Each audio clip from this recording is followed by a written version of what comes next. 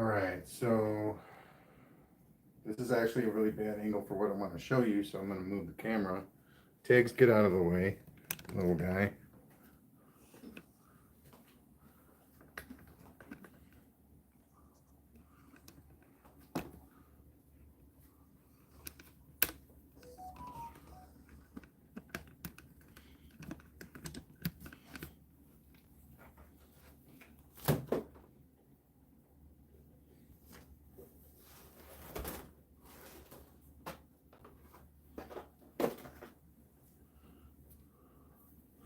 There we go. That's a better angle, I think.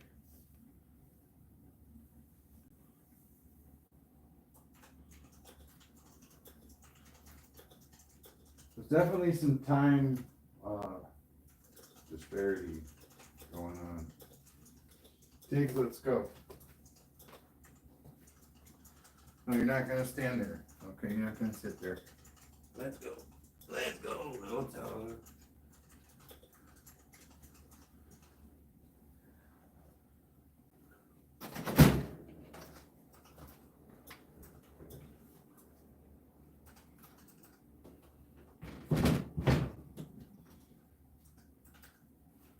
Brilliant.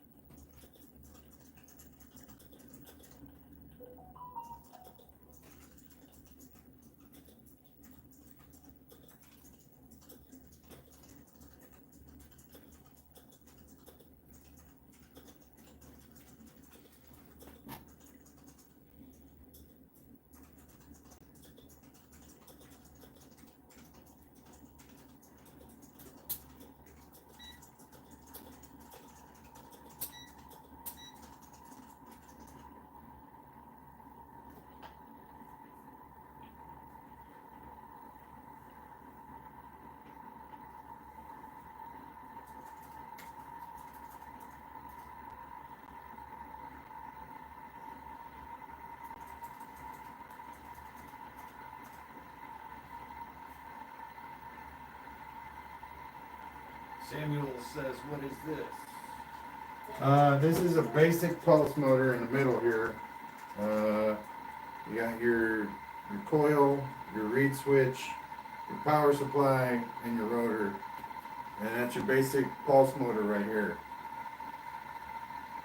Here we got a self-sustaining, it's not quite self-sustaining, but it is a closed loop system. I think I want to make a change to it right now though, before we get too much farther down the road. The coil is a 20 gauge, 22 gauge, and 30 gauge tri-filer.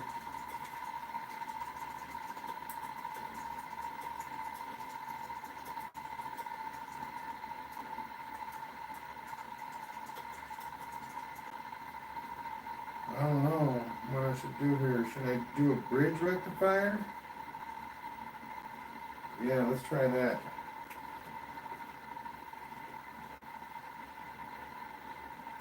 Right now I just have two rectifiers, the N1407s. Got two of those on the line. But I'm going to switch that to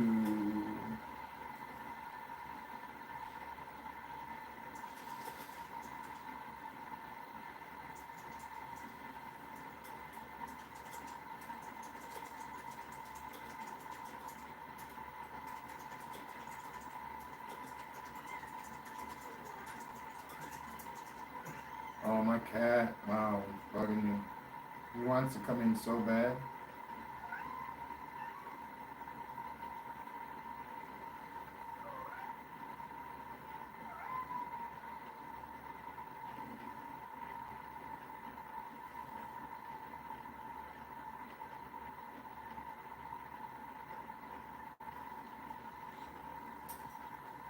Okay.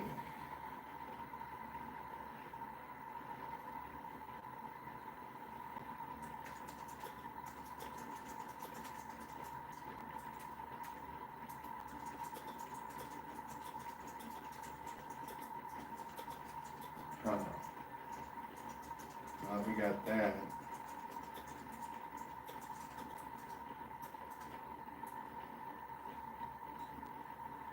Can we dump that right into the battery, you think? I don't know, man. I really can't. I don't know. I don't think this is a good idea. Because there's 4 bridge rectifiers in this thing already.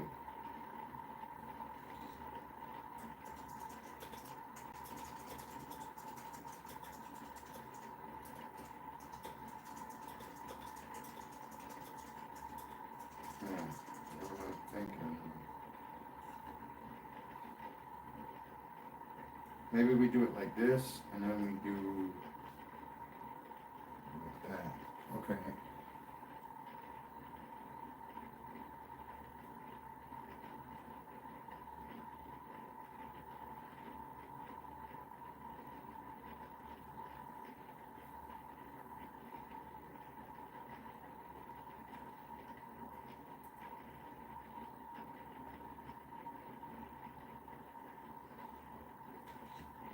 These up off the ground.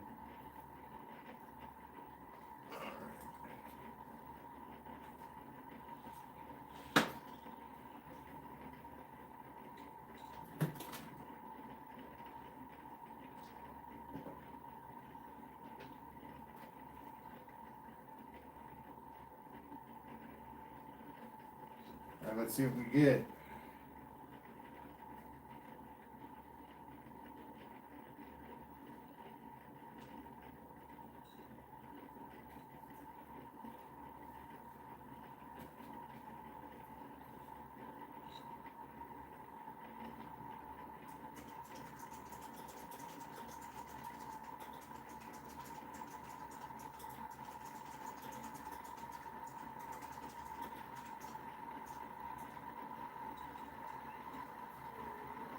Oh, my cat is really bugging me right now. He's not even in here, he's just bugging me. It's fine.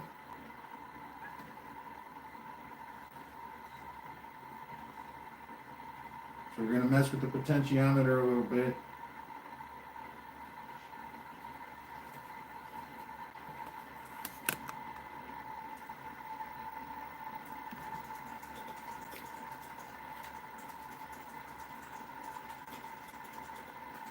Oh, that's right. My bad.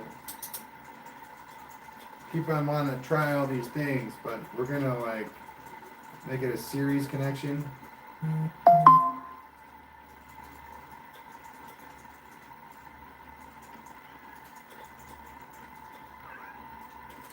We're not gonna use the tri-fiber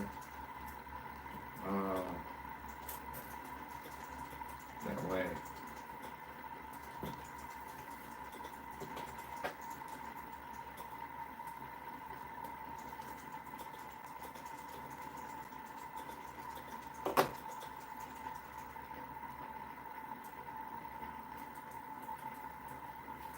But the one in the middle there, I like that one the best because it's got the reed switch.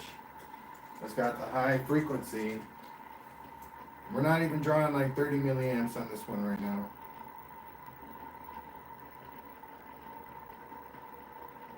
$80 milliamps at 31 volts. Great, it's awesome. I just need to find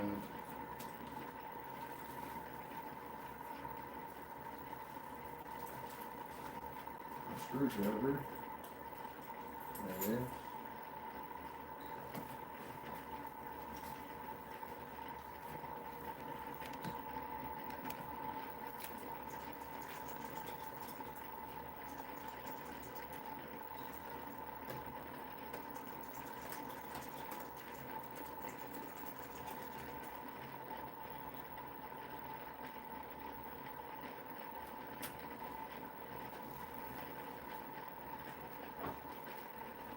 There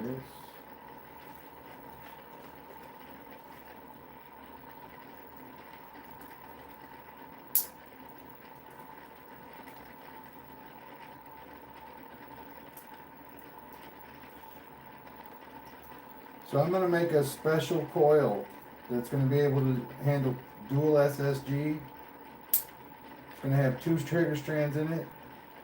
It's going to have 2 20 gauge drives in it, so the drives are going to be the same finally. Yeah. I'm digging it.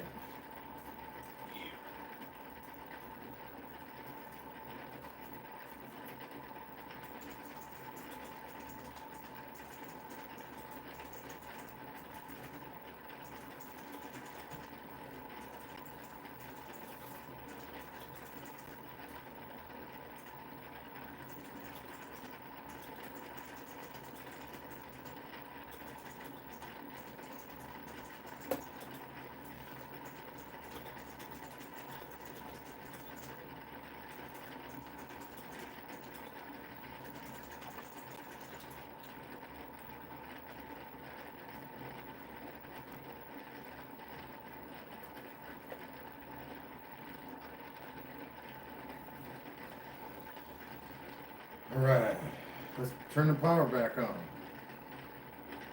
Well, make sure that's all hooked up right.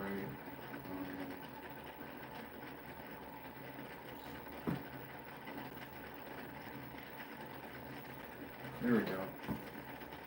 Because now there's no tri-fiber strand to worry about hooking up to the battery.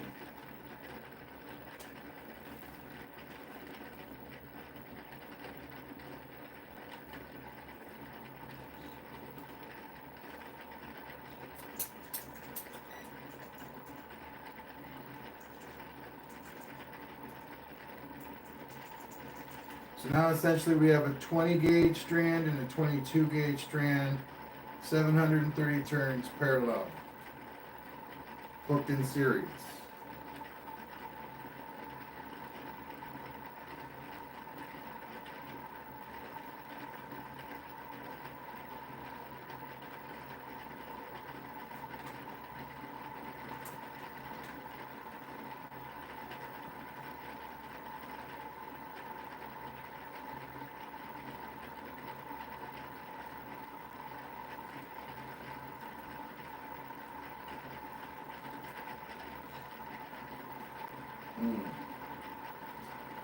So I got some 10 turn pots coming.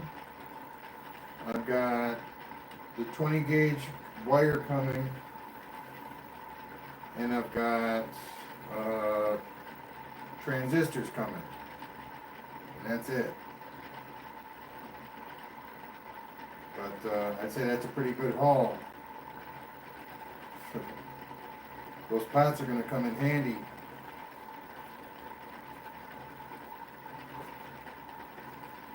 So this right here is a reed switch. I know it looks like a Hall effect sensor, but it's not.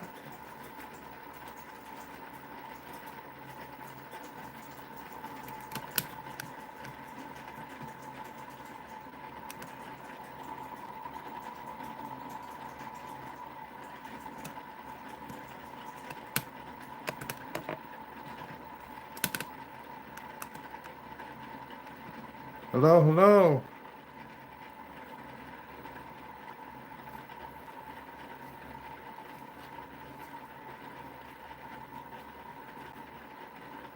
Also dreamin.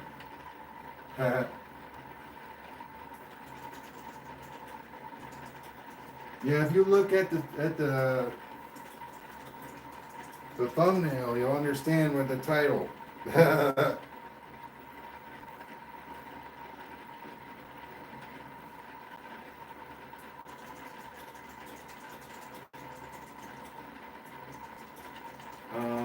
There it is.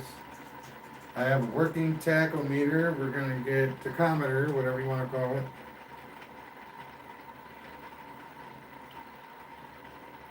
So 20, I'm gonna say 2,700 divided by 2 is gonna be 2,380, something like that. It's gonna be 1,380. So this is current speed. It says 2,671.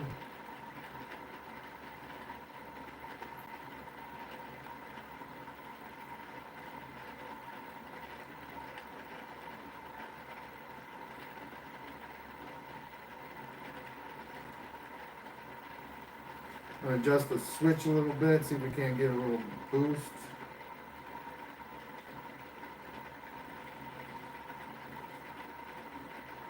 Huh, 2666.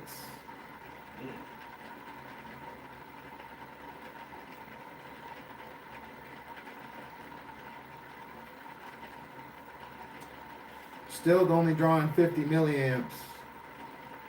We're at 31 volts. This is amazing. I like it.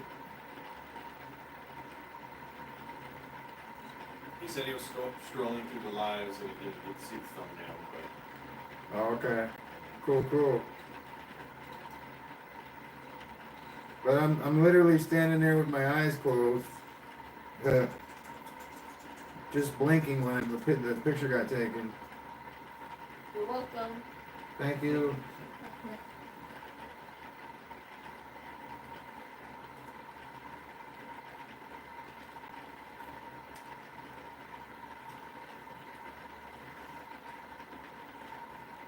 Alright, we are definitely out of sync now.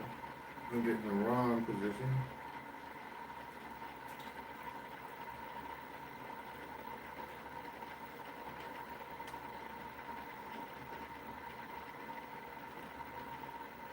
That's going in the right direction. Move the coil a little closer too. But it's got a core in it, so I gotta be careful.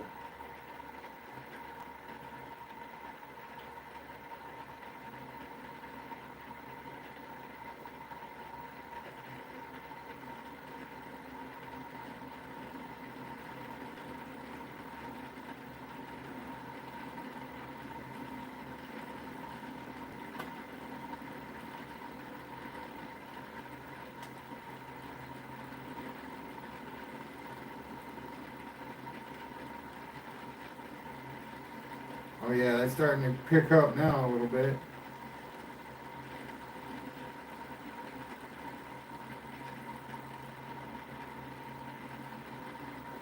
I want to take that core out of there though. I want to take the core out just to see.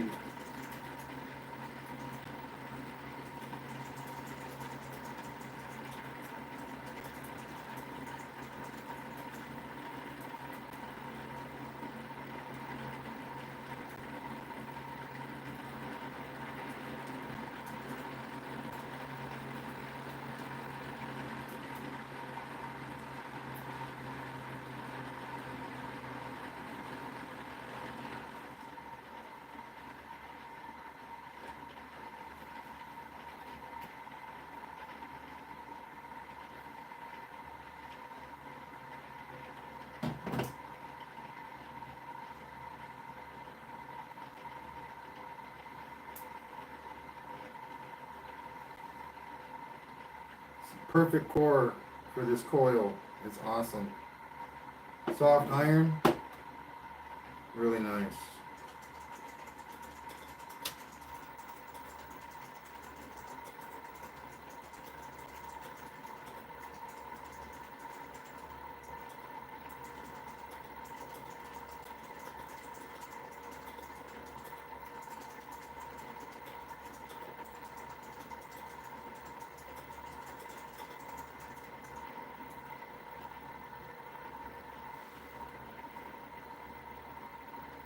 This is doing rather well though. It's still on basically the digit it started on.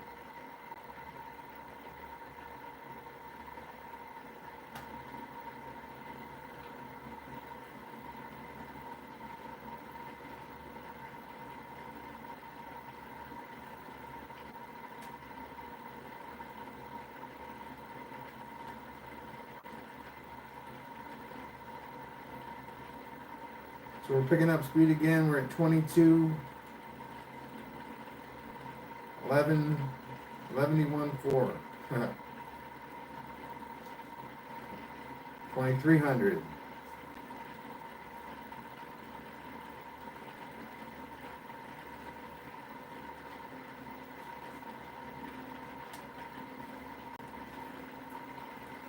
$2,400. So that's 1,200 RPMs right there.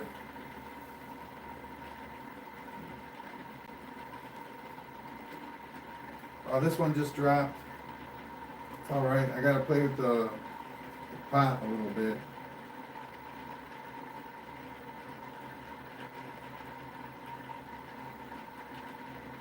There we go.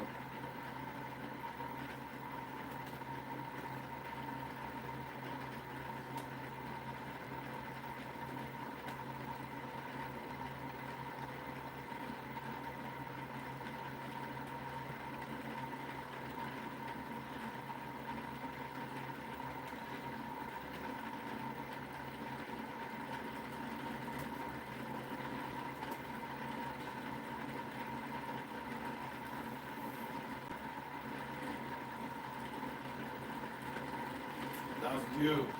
Nice. Woo! Thank you everybody for coming by. I really appreciate you. So what we have here is a basic pulse motor circuit. We got your coil, we got your switch, we got your power supply, and we got your rotor. This is a 2-magnet rotor at 180 degrees. Balanced as ever. 2800.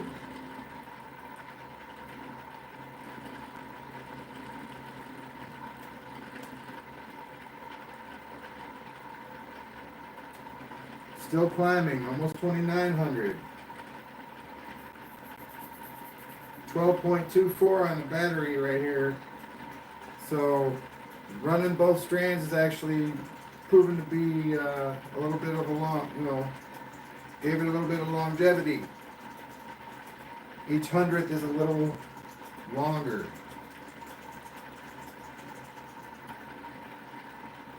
And the pot is awesome, man. I don't know if I'm ever going to be able to speak that language, but it makes miraculous things happen.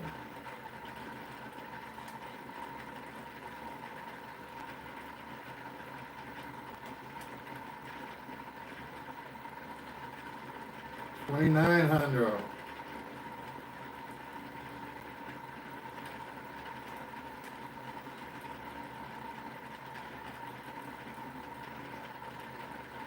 Oh, it's going to be 3,000. That's 1,500. Woo! It's been climbing up so slowly, but it's been climbing. 3,006. Woo!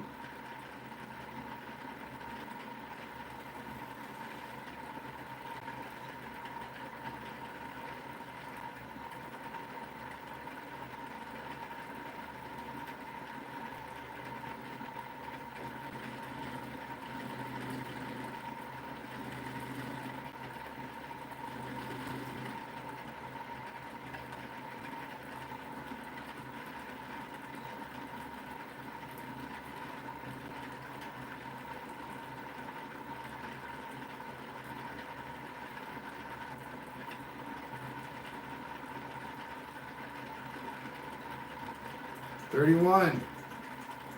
Woo! We're still at 12.24 on over here, man. That's awesome.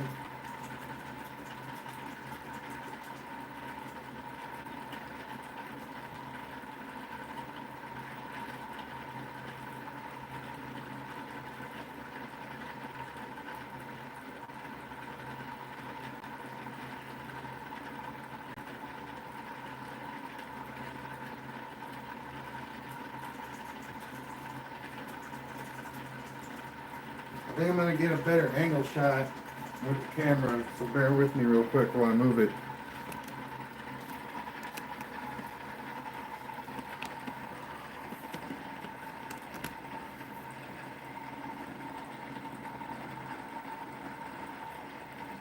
Yeah, there we go. That gets everything. Nice, yes,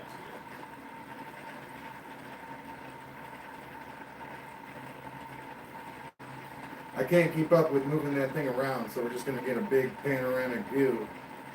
I do want to incorporate this transformer. It's a DC to DC buck converter. It takes 10 volts of DC and can turn it into 345 volts.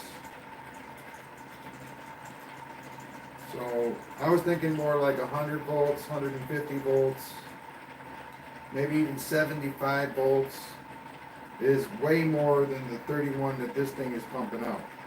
And yeah, I'm only talking voltage, I'm not talking amperage. I'm not even gonna discuss amperage right now. Like, I don't have any meters or anything like that. The best I have is actually, and I don't have it hooked up, on this multimeter. It'll measure amps.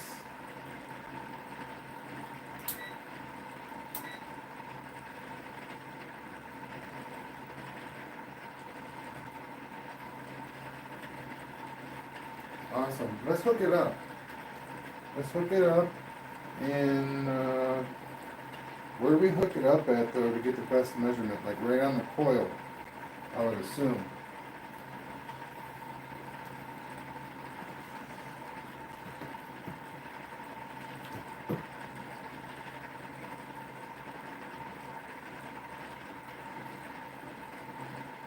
Huh. I'm gonna have to stop it to do that.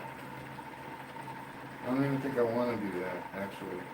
I only got one transistor and that's it. Where else can we hook it up at?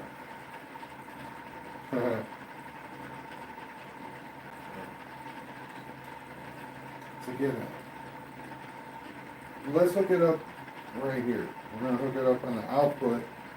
That's a classic place to hook it up at.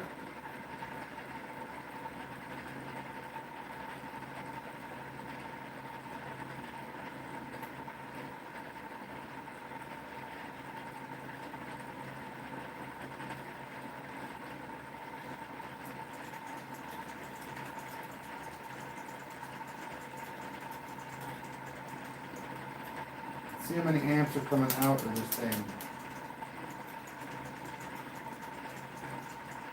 246 DC milliamps.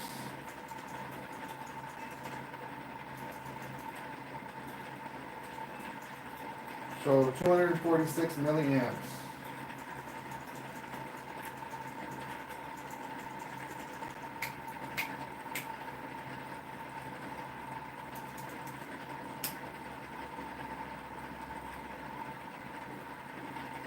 And 12.55 volts is coming out of the output.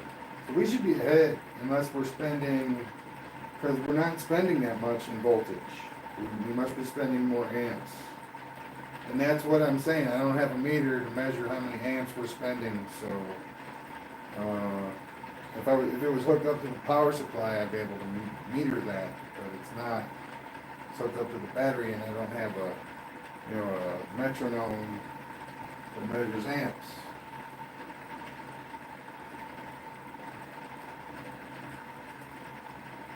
But I'm thinking that it's pretty close.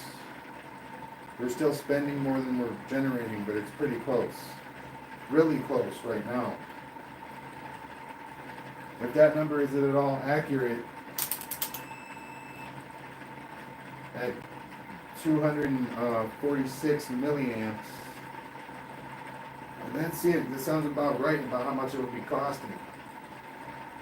At least from the power supply, in between 2 and 400 milliamps.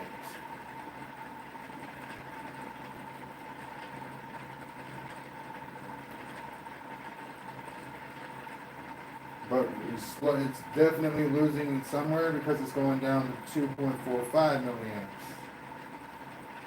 So let's tighten it up a little bit more now that I see that loss coming. So we added about 25 ohms and that stopped it from fluxing.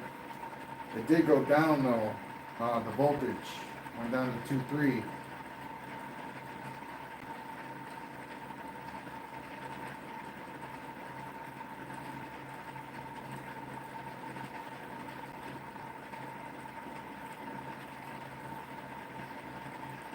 Well, I'm going to do a scope reading over there, a tack reading.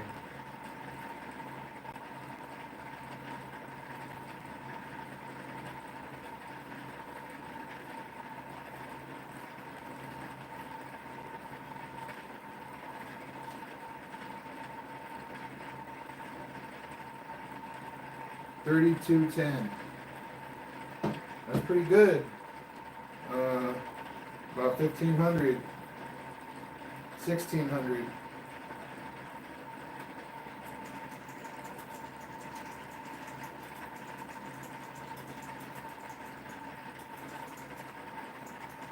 $70 milliamps. So the ampage coming off of this thing is pretty steady, which is not normal in my experience. But that's awesome. I like a steady, but I always use a power supply, so that's why it's like that. It pushes more and it's not as stable as a battery. That's what's different. The energy that I'm using right now is coming from a battery and not the power supply. But it just takes a little getting used to, you know?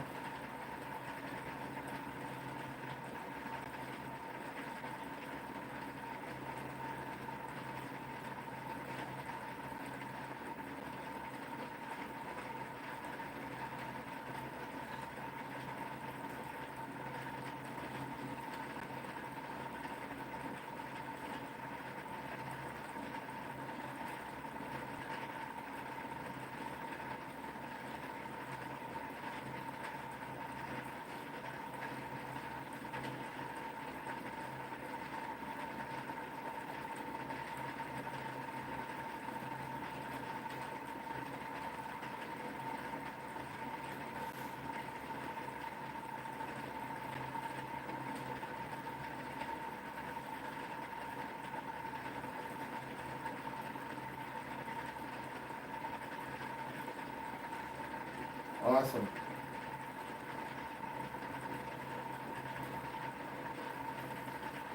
So I don't know, it's not going up or it's not really staying steady, it's going down, but it is fun to see how long it lasts each minute, or I like to call them minutes because it's set up the same way as a clock, each hundredth of a volt.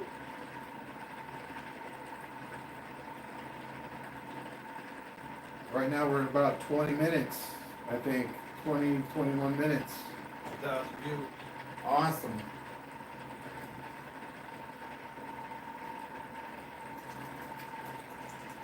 Awesome.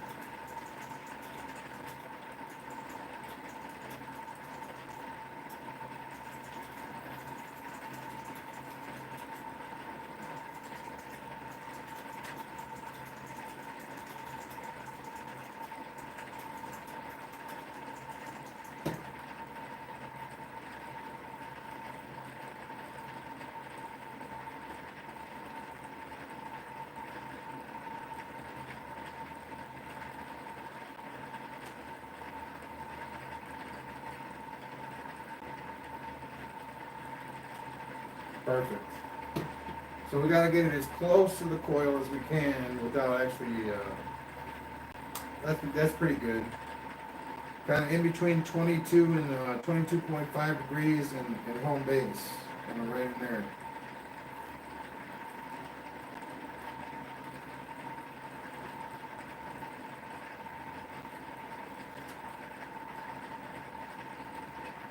Yeah, that's going up fast. So let's test and see if what I said is accurate.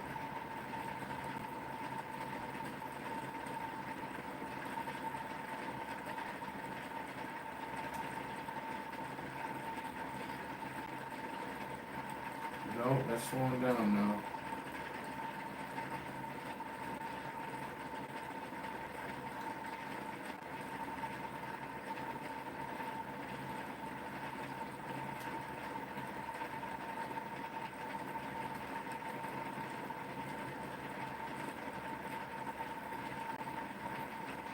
Nice, that's it. That's a good spot. Alright, let's check out our numbers. Oh, we're still at 2.3, but we were at 2.4, I don't remember. But our amperage is still the same. 0.246. Let's check our voltage.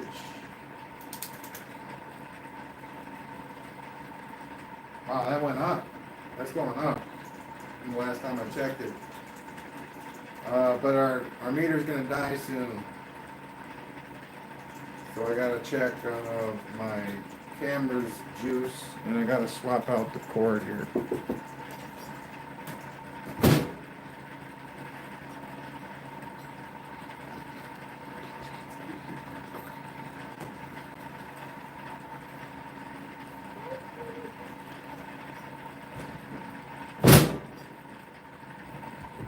I can't really see.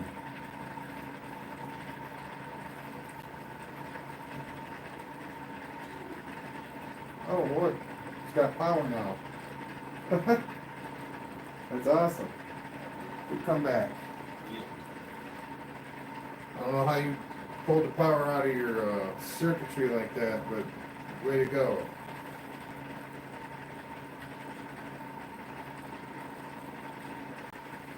So devil is blazing for a reed switch, 3327.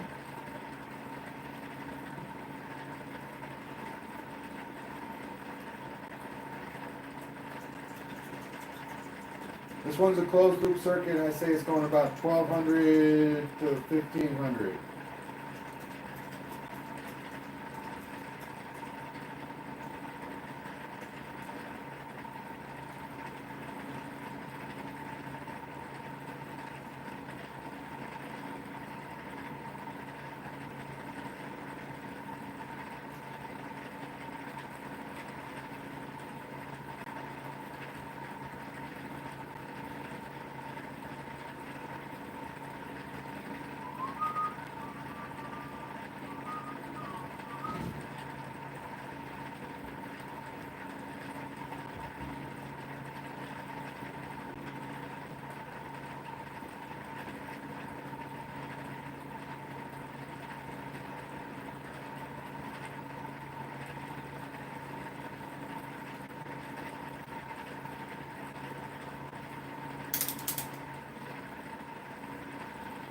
So, well, yeah.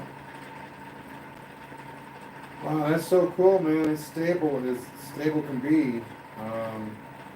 At 12.57 volts out and 0.246 amps out. So, I don't know, we're doing a quarter amp and more voltage than we're spending, but I think we're drawing more amps than we're making. That's got to be where the problem is.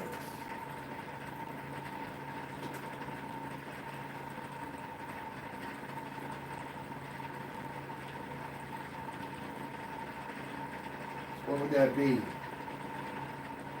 22, 24, like 24 gauge, right? Right around there. Because this is 20 and 22.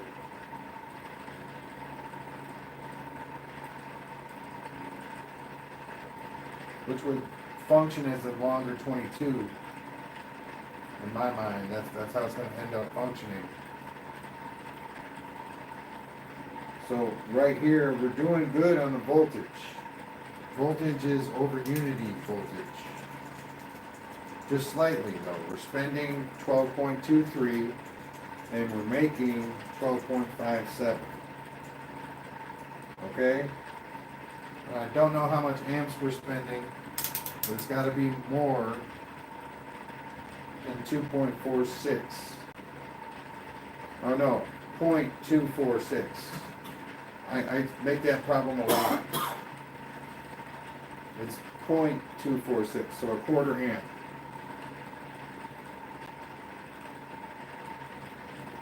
And this is a pretty long piece of wire right here, so I mean the amps have got to be, like the one over there is at 31 volts, it's only drawing 70 milliamps. That would be perfect for over here.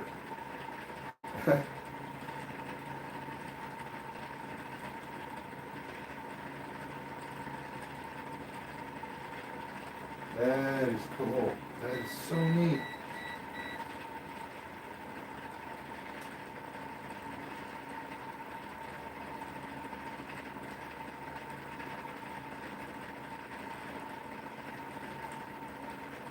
Three, 3, 3, 3, 2.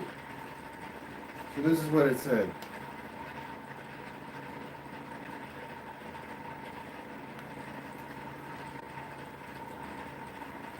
Man, that's going pretty fast. You gotta divide that by 2 though, because there's 2 magnets on the rotor. And this one you can't get a tach reading on. I've tried every kind of way you can do it.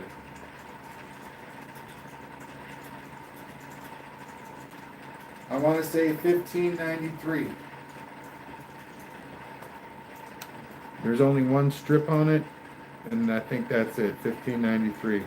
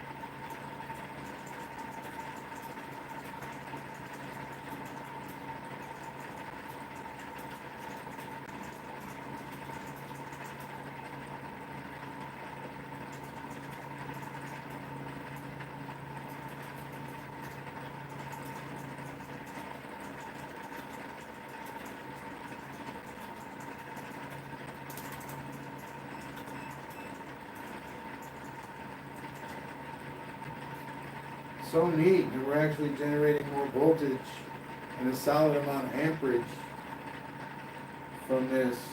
It's not enough though, but it's like awesome to see it in a closed loop system.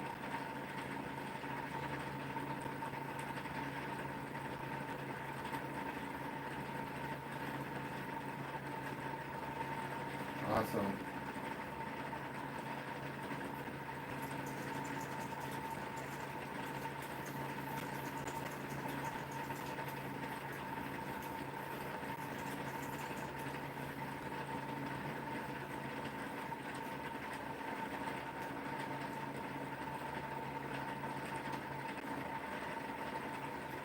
I want to try something.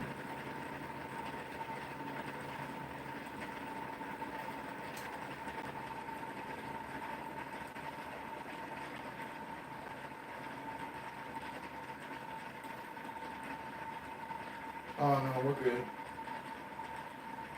With that, anyway. Try the 24 gauge.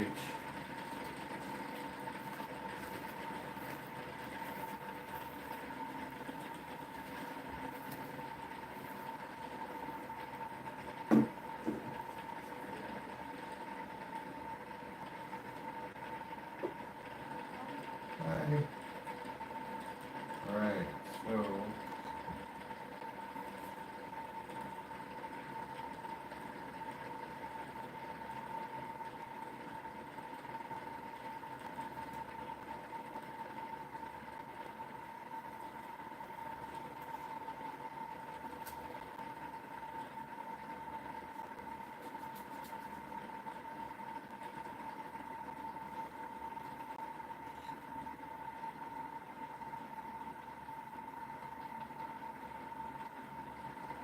since those magnets are at 180 degrees, I can set up a dual coil with one switch.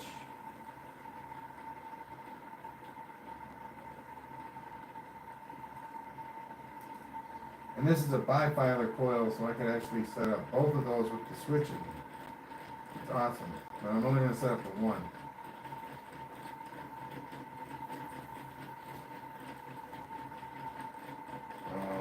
So I need probably 2 clips. Wow, I'm down to the last 2 clips. Got them all out there again. Oh, there's some here on the ground. Good.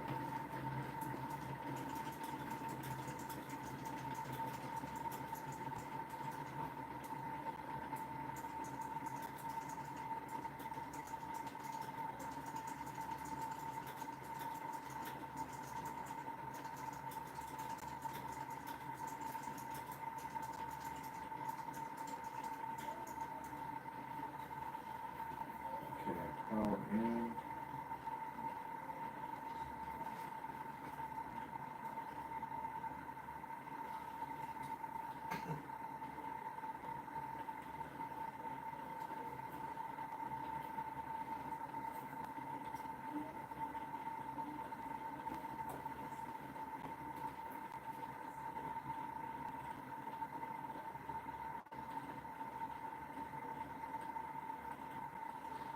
Now this is going to be interesting because it's adding a whole nother coil. There's already 2 coils in the system. There's another identical coil to this as resistance.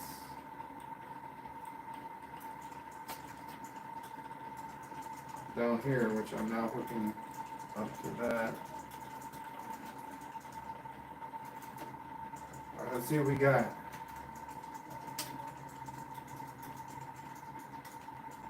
Man. Alright.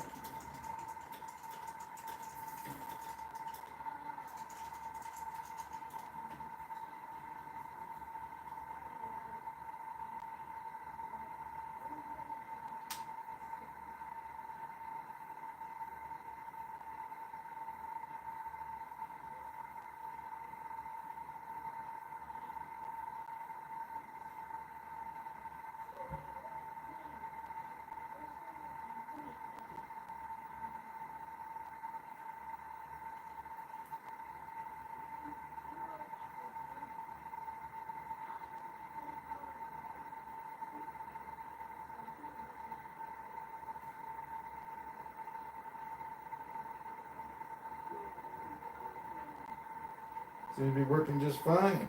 Awesome. So what's up? We are, we're getting average few seconds back. Nice. People are watching. I'll let you know when we're at 3,000, we're close. Let me see how fast this is already going with the added coil.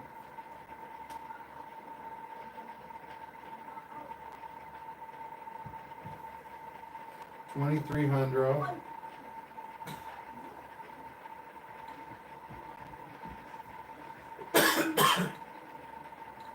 $50 milliamps. 31 volts. That is awesome.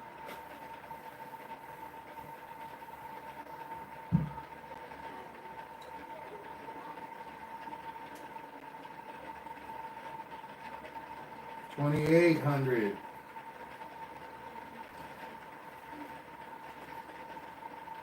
This is at 1223. We're still making more volts than we're putting in, which is awesome.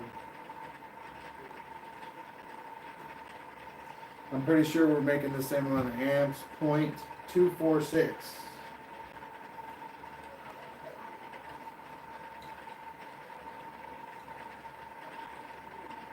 I was going to run this other SSG with the Hall effect sensor on this wheel, but my MPNs didn't come. Not today. They're going to be here on Wednesday.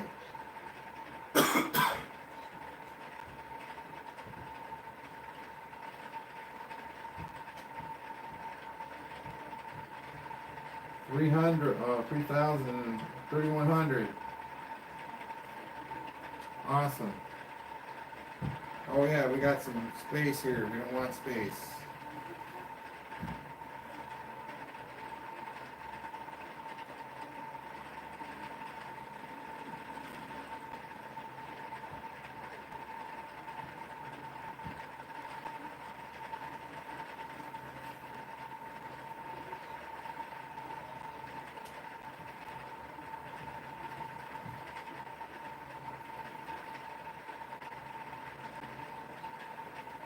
Nice, 3,172.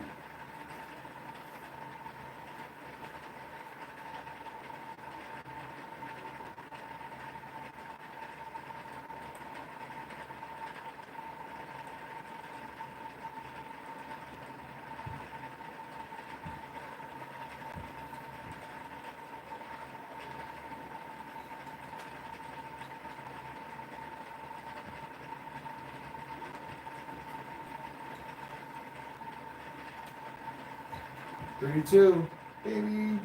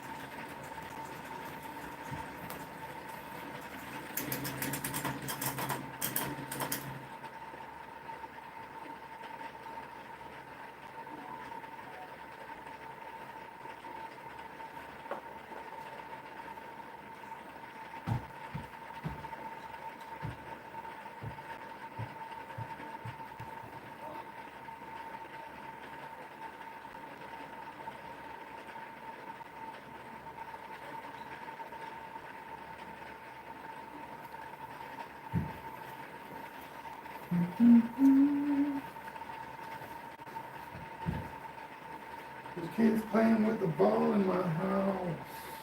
You got basketball, good shits. Good program.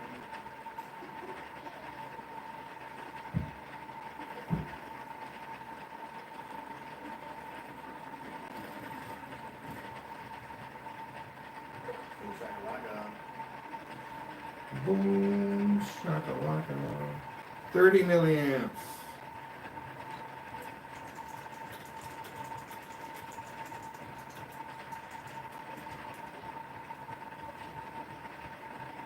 Around 3,200 though.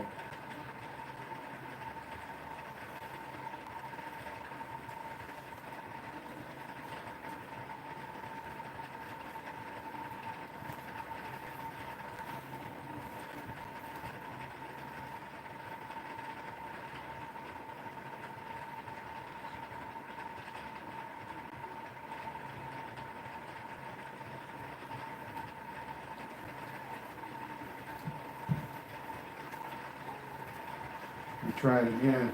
That's a lot closer.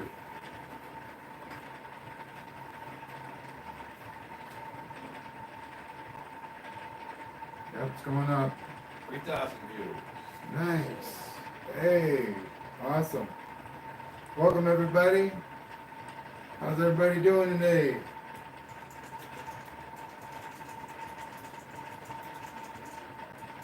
I've more than likely suffered more than one heat stroke in the past 2 days. Just recently. Just recently, yeah. Sorry if that's real, we'll go to the doctor. Yeah, seriously, I don't know. I don't know. It feels real though. Water and water. Water's Yeah, definitely need some water. Yeah. And some watered down coffee. Coffee's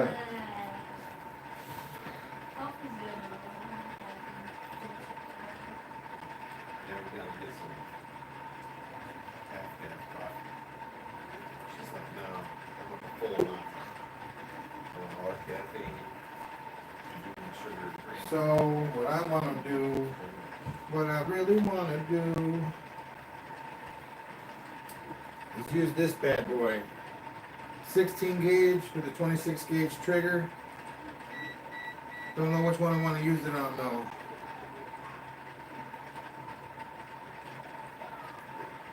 It's got two like single file 16 gauge coils that go with it. So it's like a SSG drive with 120 degree coils. It's awesome. I think it's awesome.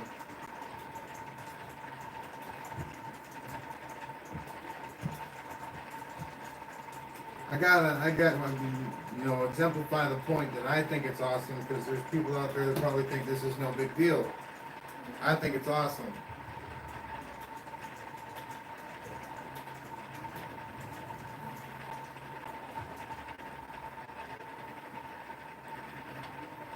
So we're gonna do like a thorough cleaning job here pretty soon.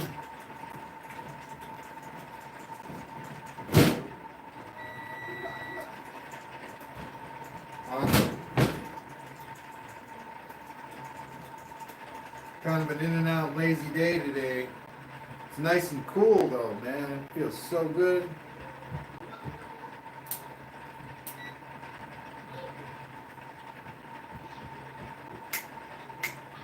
12.23.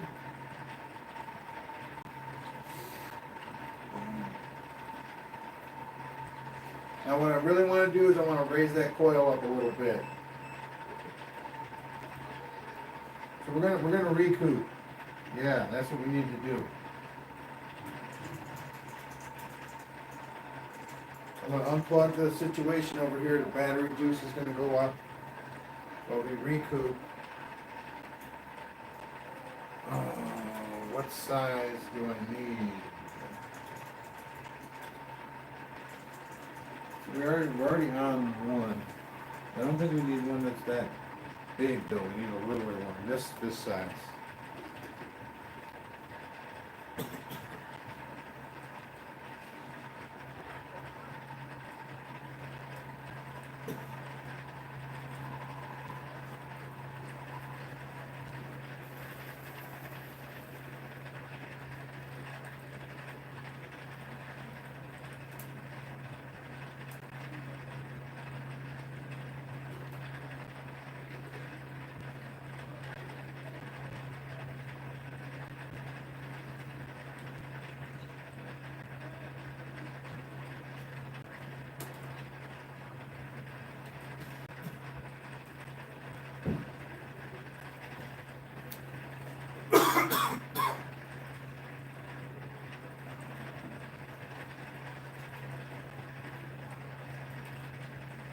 Is it too high? No, second.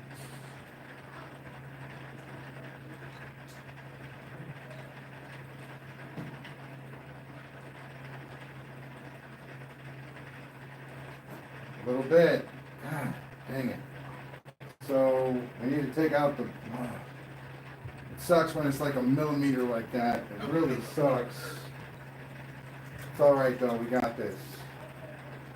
Because we got another one that's this size, and that'll shorten it up just enough.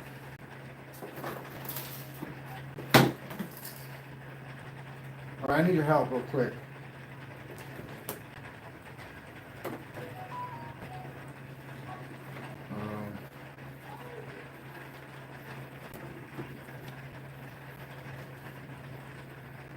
I'm glad this is off. That's all I'm saying. Hold that. Some are corners. Both corners. It's heavy.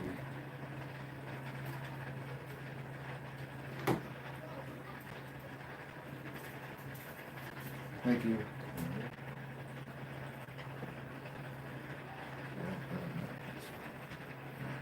Okay.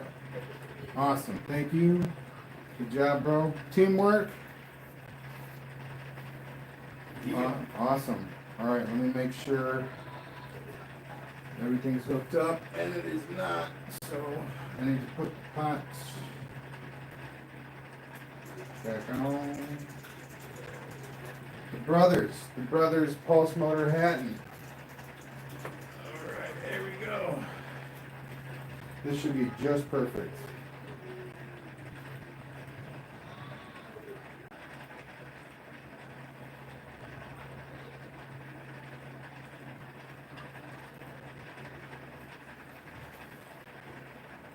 That's a lot better.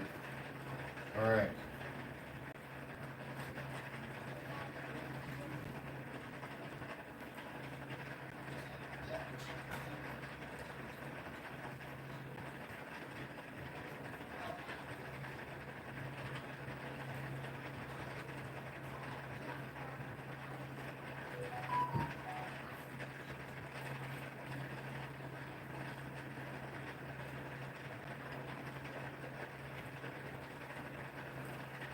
If anything, we're gonna get more saturation on the coil, and therefore I think we'll get more generation off of it.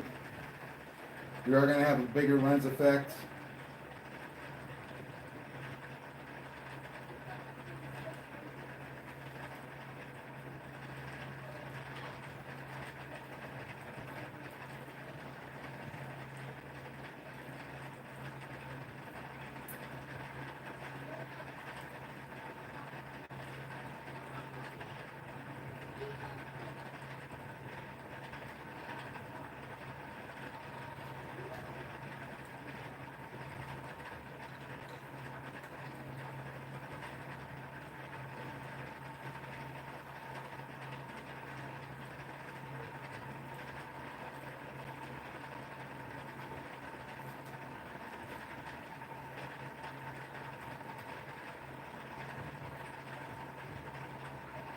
Well, that's going down significantly. Let's change up the resistance.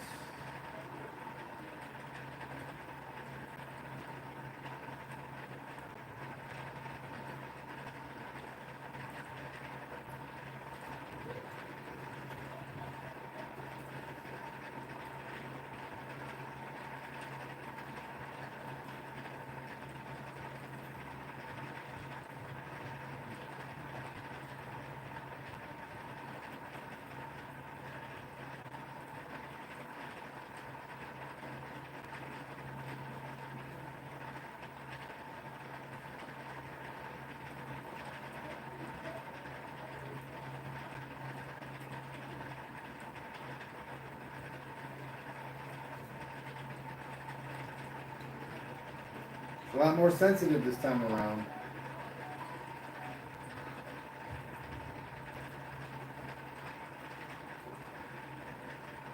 Whoa, whoa, whoa.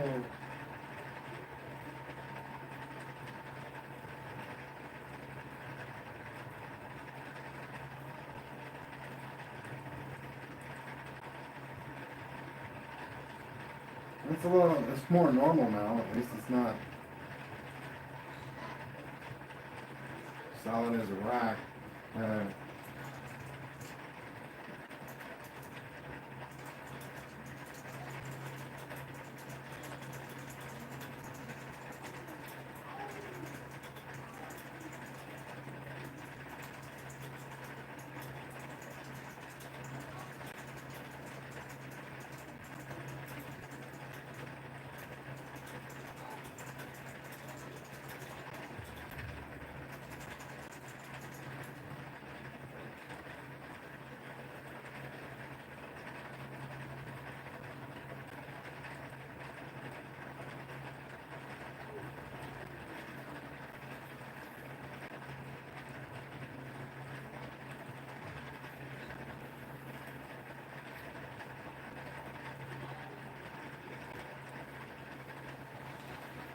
all right.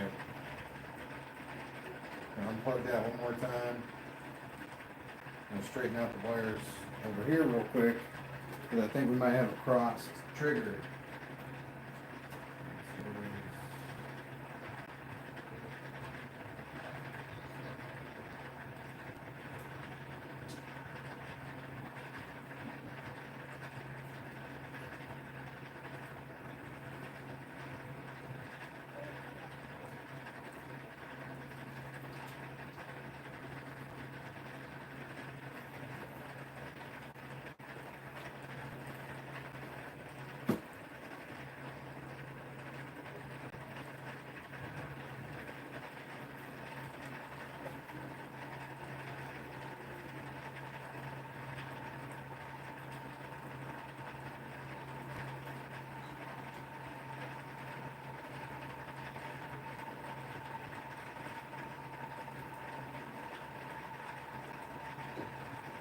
I think I forgot to reset the pot, but yeah, that's not good.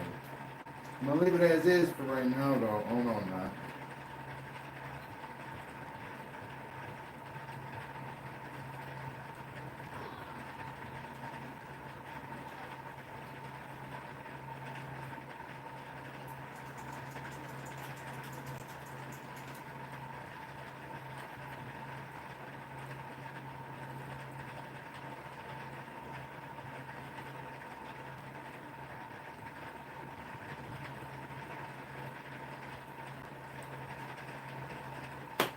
We got it.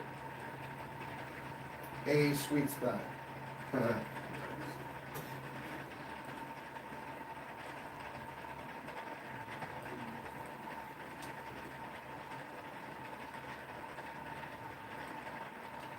3200.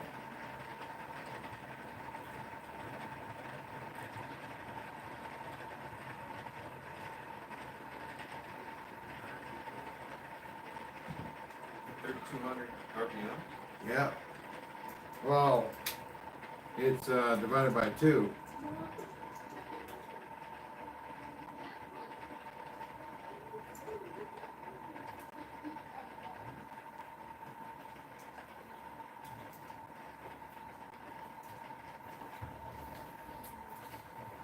And I think I got enough resistance on the circuit here to, keep the reed switch going for a while.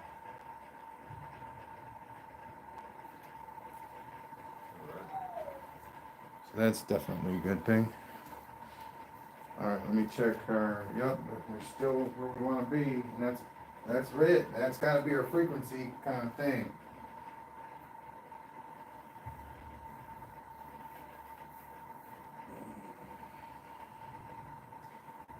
If it's over 12.5, that's good.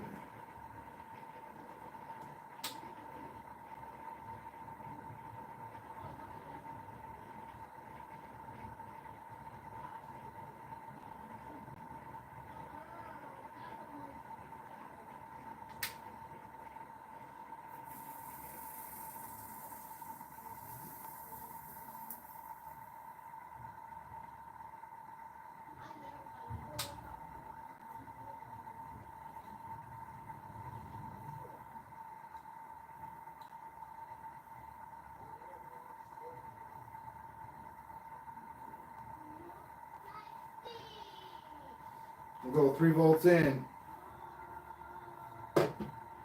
See how fast that'll go at 3 volts.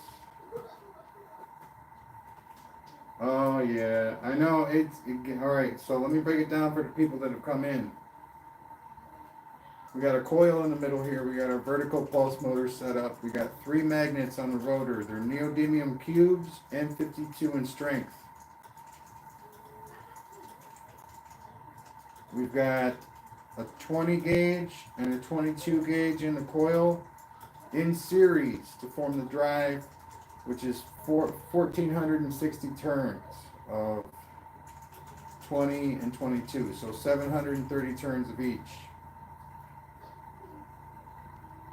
Then we're triggering with a coil, so it's 730 turns of 30 gauge for the trigger coil.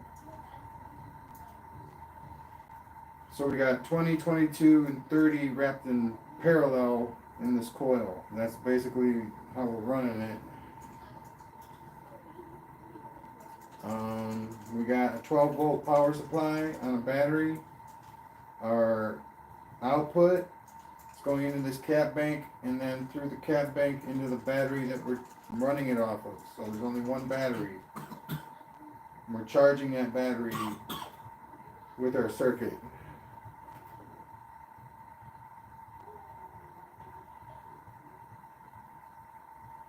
And right now we're at good numbers. I mean, it's stable as a rock right now. 0.246 amps. So we're generating a 1/4 amp. I thought that might have gone up a little bit with the coil being closer, but it's really not that much closer.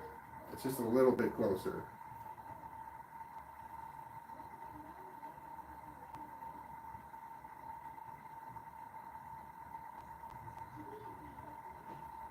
Wow, this thing's going pretty quick for 3 volts. Alright, I'm going to see the lowest. I'm going to start at a volt and go down.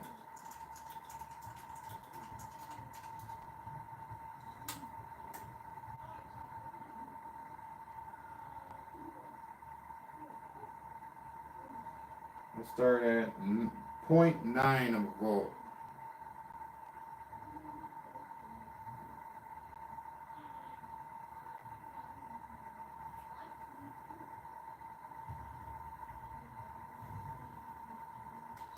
We got it. 0.9.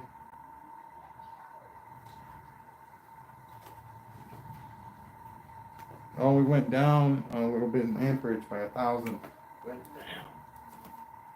When the amperage starts going down, then we start generating just a little bit less. The background saying around like 3 volt input. Down to 0.9 now. Yep.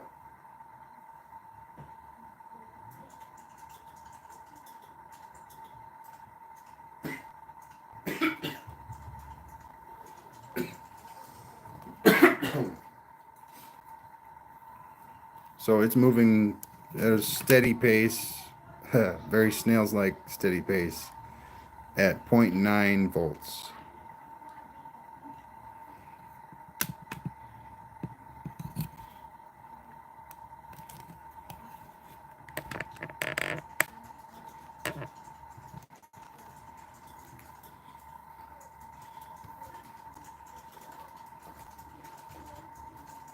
.88 volts, not bad. All right, we're going to turn it up to 1 volt.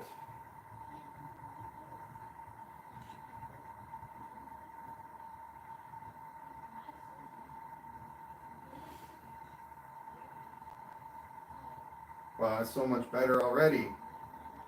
Just a tenth of a volt can do so much. Especially if you're going to reach a threshold within that tenth of a volt, man, you can do so much.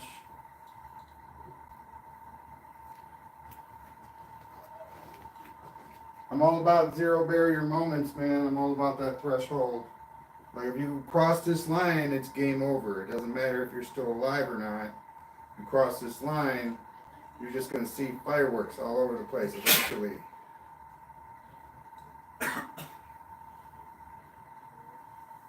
Fireworks. Yeah, I'm talking about that movie Armageddon. Zero barrier.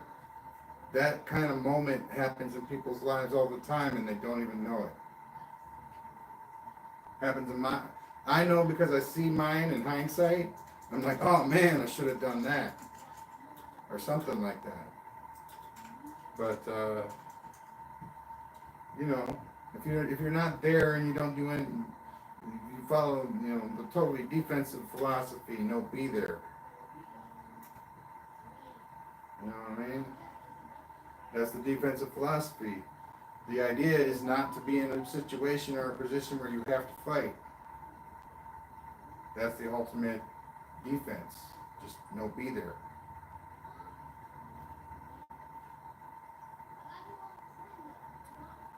That's 1 volt.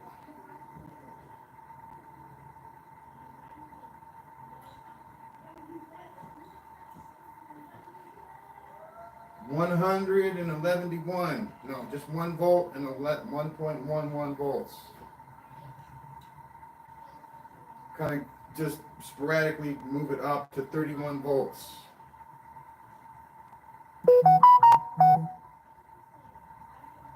We'll see if inching it up. I don't think it's going to make a difference though. Whether we just jack it all the way up or go up in increments. I used to think it would make a difference, you know, if you kind of like rode the wave of energy. But it's like, nah, if you just make it to the beach before the wave, that counts too.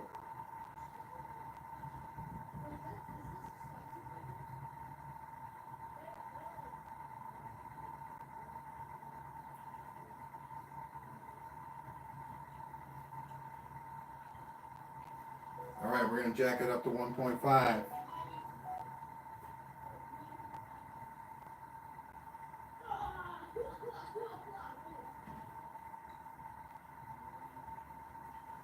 This is 1.5.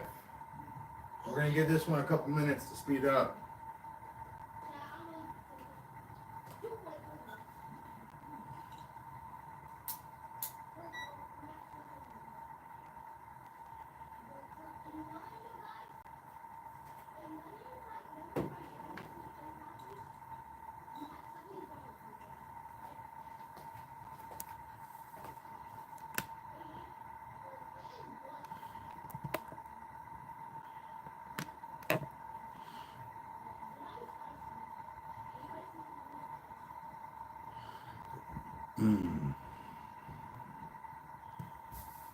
Thanks for voting, everybody. I really appreciate that too.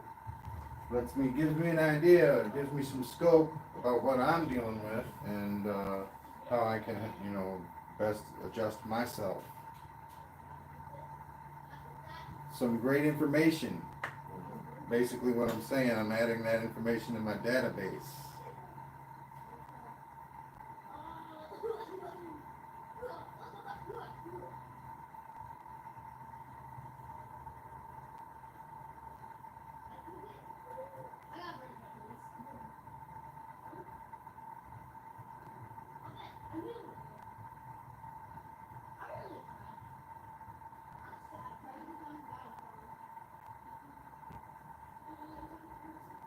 All right, we are at basically the fence, if there is such a thing, on the sweet spot.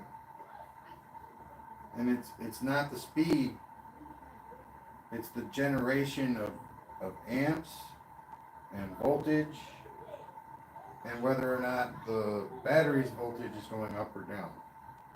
4,000 views, sorry. Well, that's good. Awesome. So there's two things that I'm monitoring here. I'm monitoring the output from the SSG circuit directly, and I'm reading the amps off of that. So output is 246 milliamps. Okay, and then the other meter is hooked to the battery, and it says 12.23.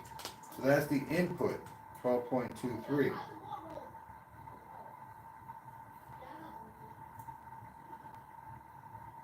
So I think at this rate, this setup is pretty good. Can be better. I think the coil needs to be a little bit of a different composition, maybe a little fatter than it is.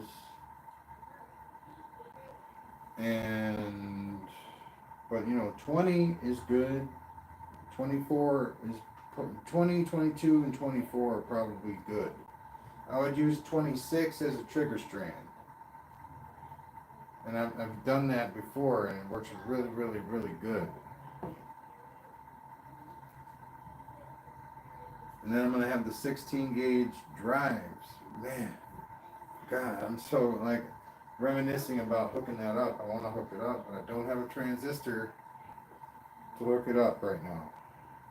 Wednesday, my extendo shipment, I got pots coming. Yeah, I got 20 gauge wire coming. I got 2 spools of 20. I'm going to make a coil that has 2 20 gauge strands and 2 32 gauge strands. And each 20 gauge strand is going to have its own 32 gauge strand trigger. And I'm going to run 2 SSGs off the same coil. That's my ultimate goal right now. It's just that I haven't found a way to successfully split the energy from the triggers well enough to make both SSGs run currently. So I'm just going to wrap a coil with 2 trigger strands in it.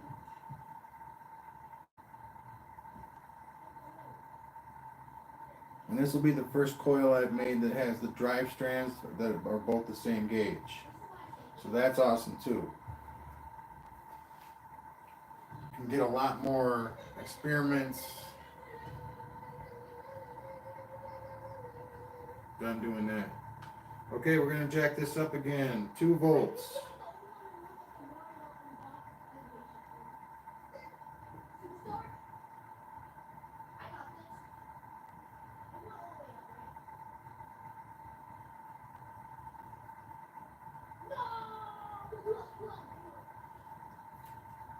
All right, we're starting to blend together here on the wheel. Starting to get going pretty quick at 2 volts. I'd say it's going right around 150 right now. Maybe.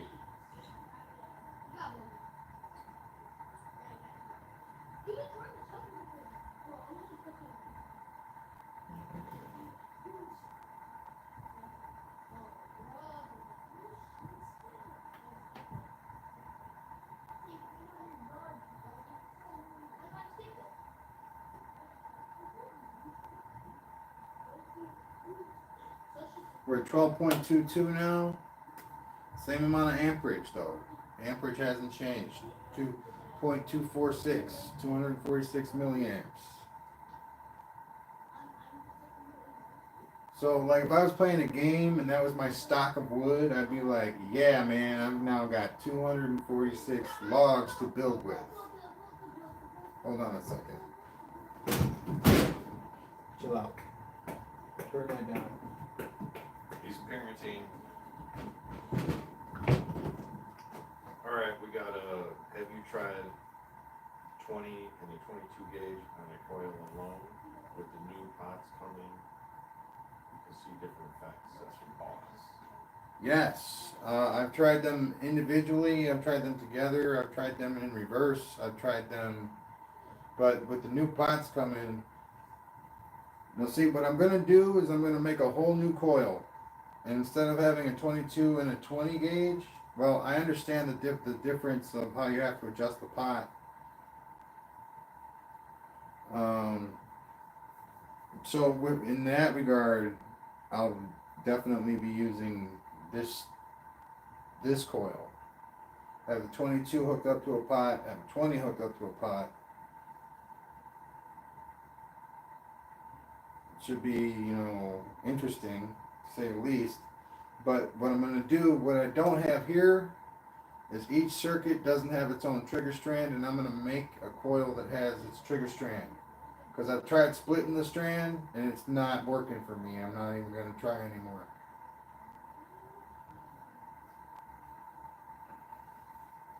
Tried like several different methods to split the strand, and it wouldn't, function properly. But when I used a completely separate coil, it works pretty good. And that I need to remember that because I might need some sort of separate issue going on here. But we'll see. We'll see. We'll definitely have the opportunity to see that. That's my goal anyway though. The new coil is going to be 20/20, 32/32. And it's going to be probably a little shorter actually, because I'm only getting 2 pounds, 2 spools, a pound apiece, and it's going to be around that size. And then the 32 gauge that I have should be long enough to work with that. I got several spools of 32. I love 32, man. So thin. Yeah, except for the fact that it's so thin. What's up? Yeah, it's so like easy to work with, you know what I mean?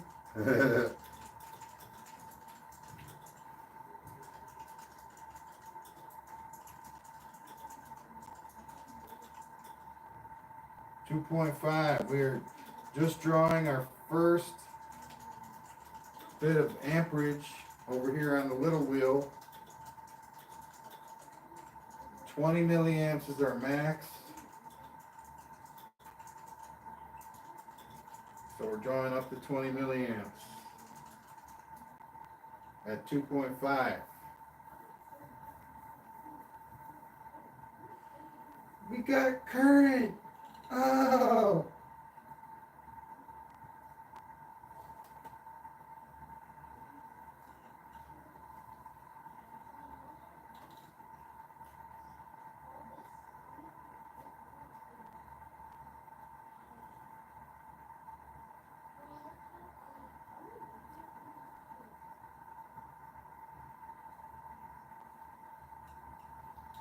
So I'm wondering if there's actually loss here that the meters aren't catching.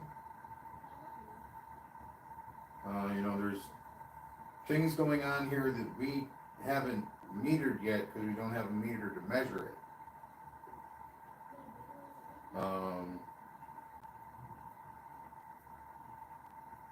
But there's obviously, and I'm pretty sure it's heat or something like heat. And it could just be dissipation from uninsulated areas of the wire, because the insulation doesn't only like protect you, but it actually keeps the heat, keeps it inside the wire. Keeps the electricity inside, funnels it, focuses it. It's not just the wire inside; it's the cable itself. It's the design. And in this case, it's magnet wire, or the cable is enamel covered copper. But a layer of enamel is that layer, the extra layer that makes it cable-ish. You get some naked wire and you try and do this with it, it's not going to work. You gotta have the magnet wire, and I'm sure most of you know that. The magnet wire is enamel covered. Because even though you're wrapping it all together, it's got to be isolated. Each strand has to be isolated from itself. Each coil has to be isolated from the previous coil. So you got to have that enamel in there. And I found that as long as the electricity is moving, there's not a lot of heat. Okay, if it's constantly flowing, there's not a lot of heat. If it stops and builds up somewhere, you're gonna get smoke. You're gonna get sparks. You're gonna get smoke. You're gonna get heat, because it is hot if it's still, and its still form is pretty hot.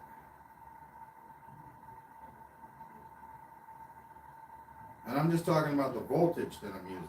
I'm not even talking about amps or anything like that. I'm just talking about these pulse motor circuits right here. Okay, because I know that, I was watching this pyro guy. I forget how to say his full name, but it's Pyro, maybe. And he did the 100 batteries in parallel to connect the amps and just fry all that metal. I thought that was pretty cool. Yeah. And yeah, man, I mean, what I said kind of contradicts that. I'm not trying to contradict that amps are hot. Okay, amps are where the heat comes from, basically the current. But the ability, like the water itself is the voltage. So big water, big voltage. Big water, big current. So that's how I would the current in the water. So the current's moving through the water, and then the water will move faster at certain points. It's not exactly like water, but it's a close analogy. I mean, in my head, I can make it work, but it's not necessarily how it works. I know that magnetism and electricity kind of work hand in hand. I wouldn't necessarily call them the same thing, but I would call them like partners in crime. Maybe even as far as you can't have one without the other, but I wouldn't call them the same thing. It's like, because the negative of the photograph and the photograph are not the same thing. They're not. You get what I'm saying? Good. That's cool. I'm just trying to get to people that might not understand what I meant the first time.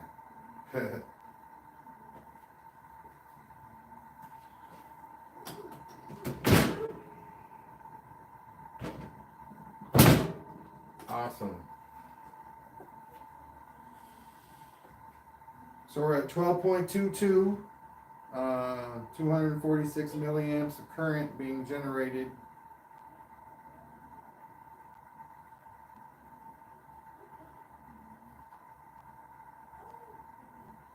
I'm going to put it up to 305. 305 volts. Here we go.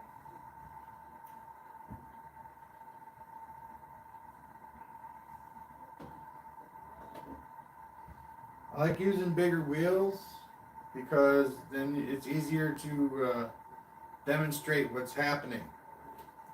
Like here, you can't really tell what's going on here. Unless you already know.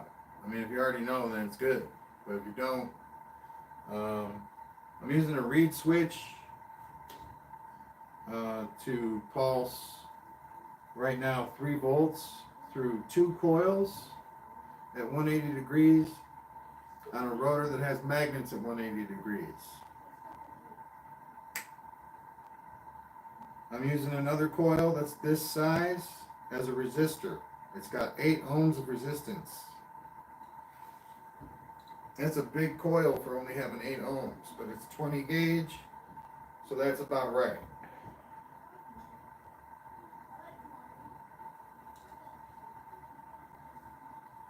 Okay, 5 volts. This is typically what you use to run a Hall effect sensor. So if you use a Hall effect sensor, this is your minimal input. I'm gonna run a Hall effect sensor on this once I get my transistors, but I'm gonna use a power supply for its power source, and I'm gonna run it through the SSG. I already have it set up. See, that's Hall effects hooked up in there. That's gonna be fun because you know the reed switch uses the field, which is larger and in a different shape and orientation than the magnet itself. Okay, so the field is kind of out there. So 22.5 degrees to home base is kind of right where you want your reed switch to be. And then with the Hall effect, it's a proximity sensor, so you got to be in close, about a centimeter away, and it's only going to trigger when the magnet actually passes in front of it, which narrows that gap quite a bit, making it more effective than a reed switch. Making it more effective than pretty much anything you can do, maybe even more effective than a trigger coil, oftentimes.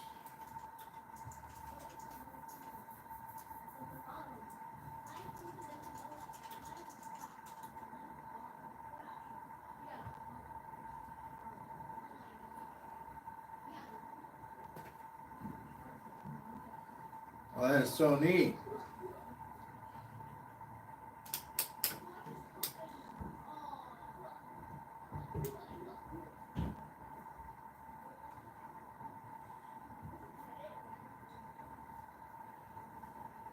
I don't know how we're getting that much out of it though.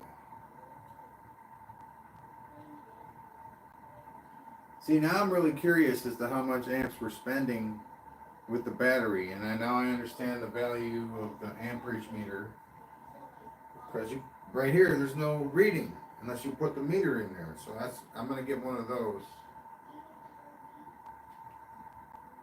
because I can tell already that it's more than 246, but not by much.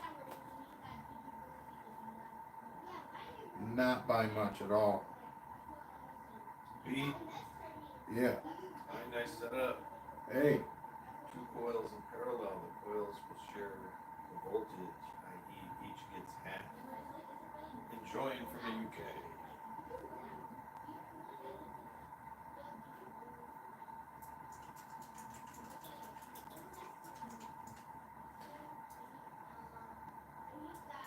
No, the 2 coils are in series. They were wound parallel.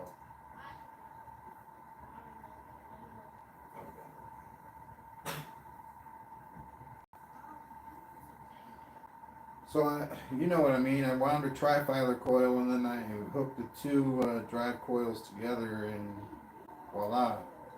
But it is not the same as having a single file coil or a single strand that was continuously wound from the start. That's 1460 turns instead of the 2 730 turns.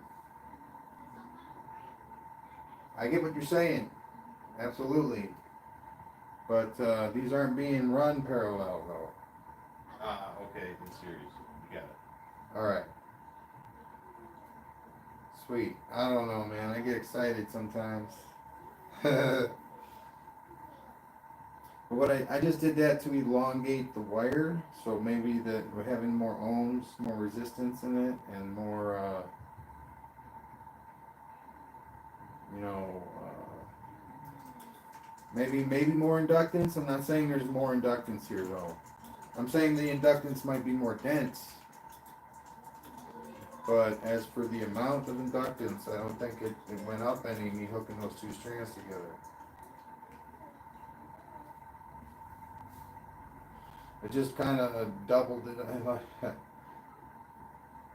I'd have to use a diagram to explain it, but I'm pretty sure everybody, not everybody, but some people out there already get what's going on with that. The running the parallel wind in series. There's some benefits to that, and there's also some drawbacks. Like the inductance of a coil that's wound from beginning to end with 1420 turns in it or so is going to have more inductance than this one will in series. That nice. All right.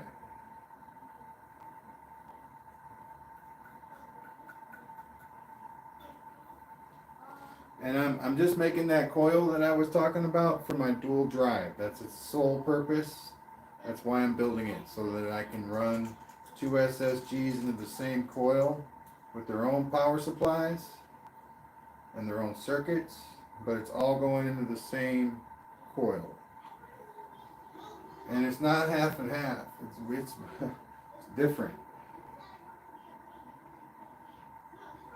Because there's two power supplies, so it's not half and half. It's a parallel power supply, but it's definitely power being drawn from two different sources. The only problem with that is, I might have already just solved the problem in my head, because there's only one output. Oh, there's two outputs. Never mind. Never mind. I think it would be a really good system if it manages to work, because I have two of these cap banks. See? I have two of them, one for each circuit.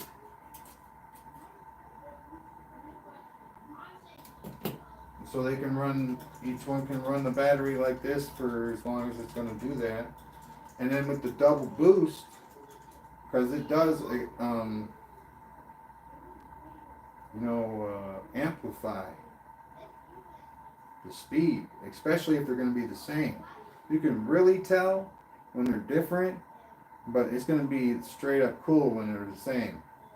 Because this is 2022, and I've done that system that I was just talking to you about with this coil.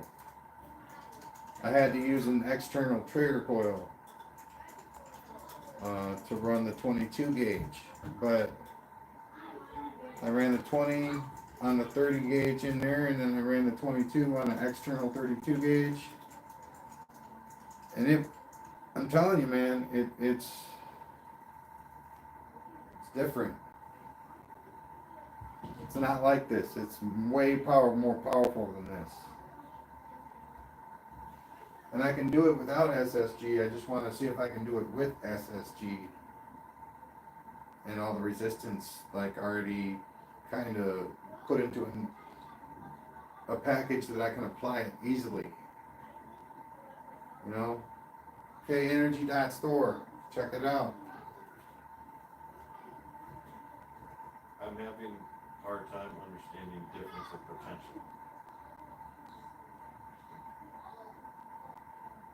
I have no idea. Okay.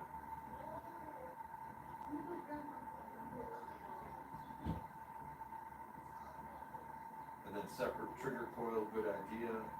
Yeah, coils in series and resistance. Really great. Continue tests and experiments. Dual drive, way to go. Way to go. We're going to continue. We're moving on straight forward. And thank you very much. I really appreciate that.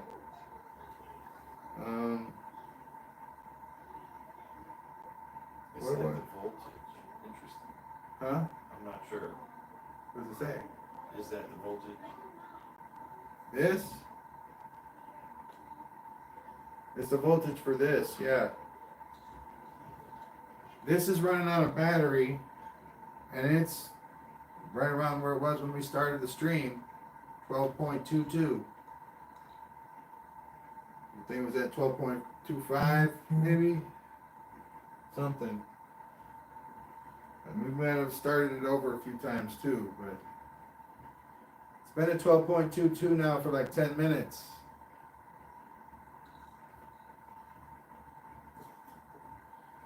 Alright, so now we've jacked this one up to 9 volts. So we're at 9.24 and at max 30 milliamps. That's freaking cool, man. That is awesome.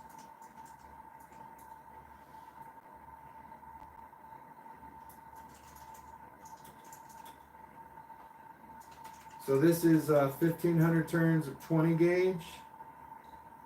This has got to be about 3,333 turns of 24. Then I got one down here as a resistor of 1500 turns of 20 gauge. And it's to smooth everything out, make sure my reed switch doesn't blow up and all that. Having that 24 gauge coil in there really helps keep the amps down. All right. He said, I'm currently studying electricity and using your live stream to learn. So that's the guy that was asking about different potential. Oh, okay. So I'm assuming that's back then. Yeah, I got a, yeah, I know, like, the potential, but you mentioned potential difference? Different? Difference of potential. Could you narrow it down? And then beat super chat, 2 pounds. Oh, B! What's up, B? I love your switch, man. That thing is a champion. I wish I could try it on some of my rotors because it's like, it doesn't have the problems that I have with mine. Mine likes to stick a lot. I don't have much stuff in here most of my stuff is made out of aluminum that I have lying around. So it's not like I have a lot of stuff that can work. Now, I mean, like the ends of this resistor, that's like a paper clip, so that'll work.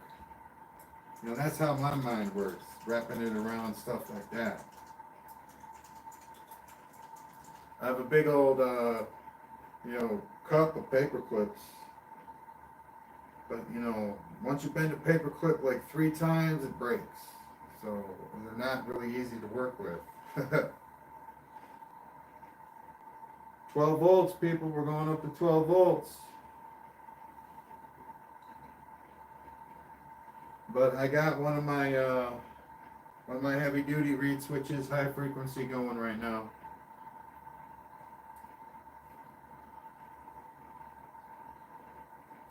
Usually has a red light that likes to flash, but the indicator light has burnt out. But the switch still works. And when it burnt out, it must have fused closed because the switch still works. That's awesome. Stroke of luck, So we're generating 12.56 volts. We're spending 12.22 volts. So we're winning in voltage. Amps is where I think we're having a problem.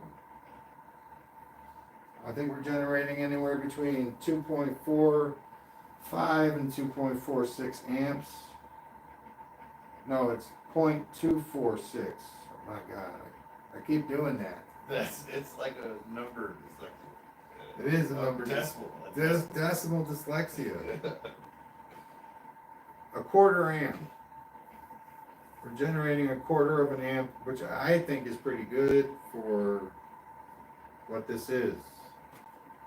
Alright, so using a multimeter, I measured 2 points with a reference and a red line leading.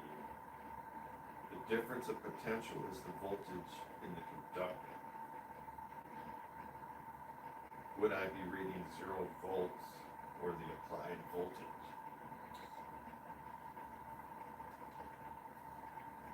I don't know, read that again. Alright, using a multimeter, I measure 2 points with a reference and a red lead. The difference of potential is the voltage in the conductor.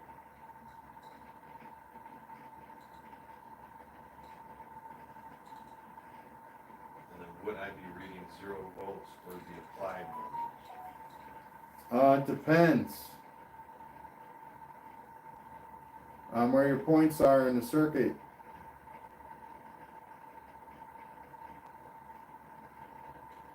But with both my points being the positive end of the output and the negative end of the output, I'm getting not applied voltage, but output voltage. Now to get applied voltage, I just clip it. Oh, I get what you're saying. I get what you're saying now. Instead of waiting for it to change, we can preemptively know when it's going to change because we'll be reading the change in voltage, right?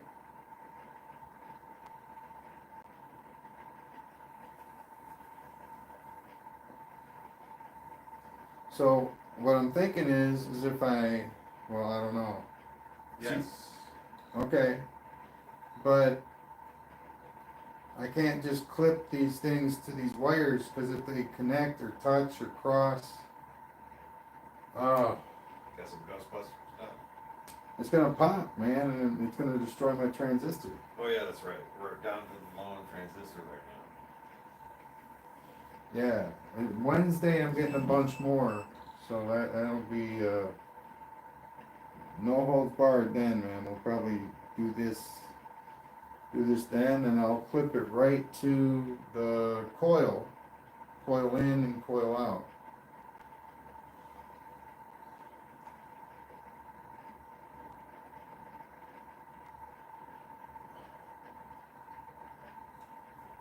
I'm trying to think if there's a way that I can do it without having to get up in here. What transistor are you using? 25C200. 25C200? I think that's what it is. I'm blind though.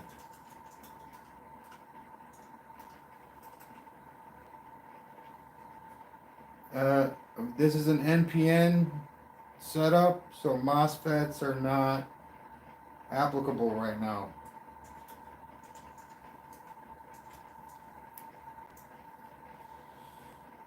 And if I'm going to use a MOSFET, it's got to be the same pinout. It's got to be the same size. So, like a T3 package, I think is what it is, or TO3 or something like that.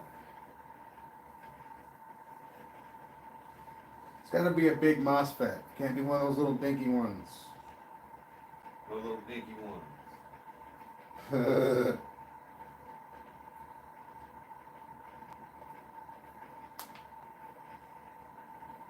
All right. Let's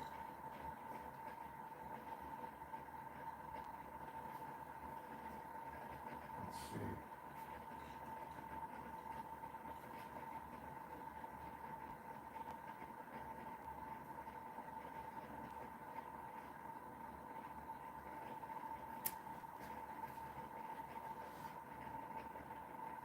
Recoup. Same pinout as the top recommendation. Yeah, and that's BCE, yeah?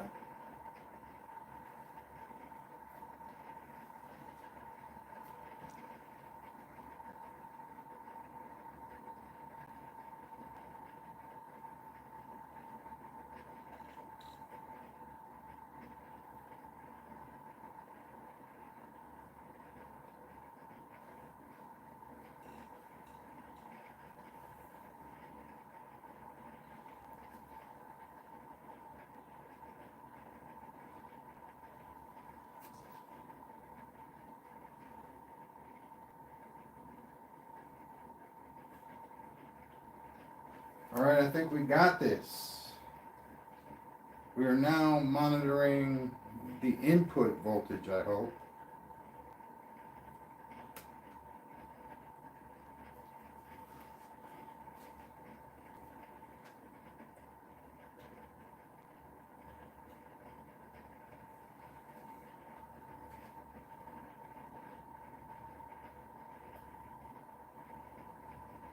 That really doesn't make any sense. I mean, that's how I'm supposed to measure this. BCE left to right, I think. Yep, that's right.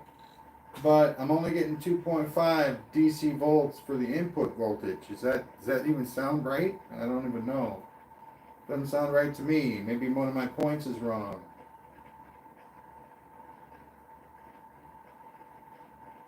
Maybe it is right. And Perseo says, I thought it was EBC. Base collector emitter. 5,000 views. Woo! Alright, no, I'm just kidding. I'm not who you think I might be. Alright, we're gonna turn it up to 15 volts now.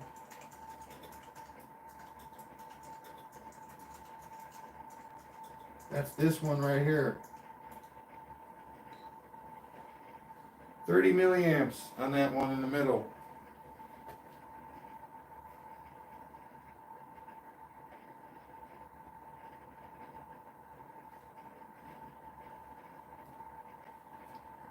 Ooh, they're saying, or is that for JFETs? I haven't heard JFETs yet.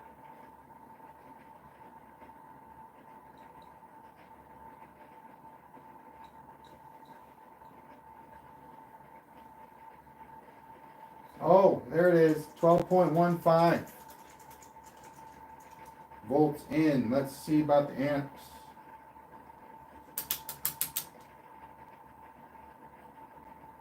This is weird. The voltage is still going down, yet we were generating more than we're putting in. So where's that going? Is it in the cap bank? Or are we losing it in the cap bank? And if that cap bank ever fills up, will it then level out? I don't know. So input, we're inputting 2.34, right?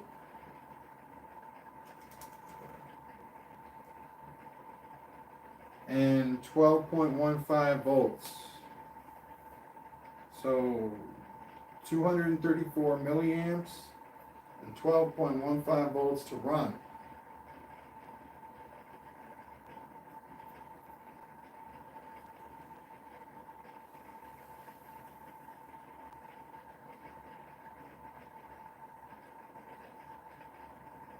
Or do I not have it hooked up right? I mean, that's totally possible.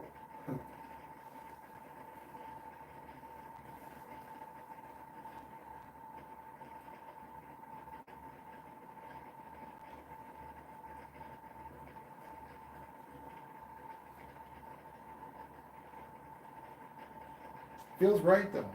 Feels like it's right. It looks like we're requiring less input.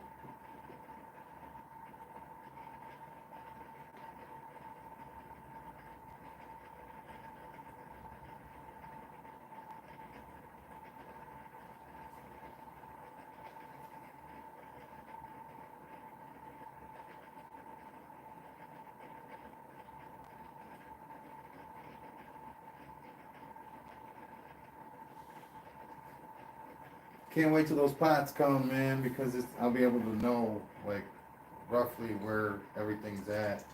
It has numbers on the dial. It's 10 turns.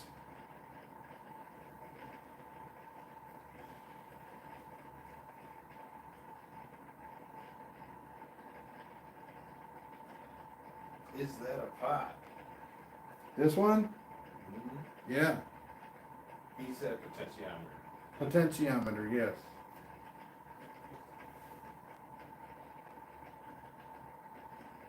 A 10 turn potentiometer is coming in the mail, and I'll hook that one up. that's to control Resistance. resistance. Yeah. adjustment.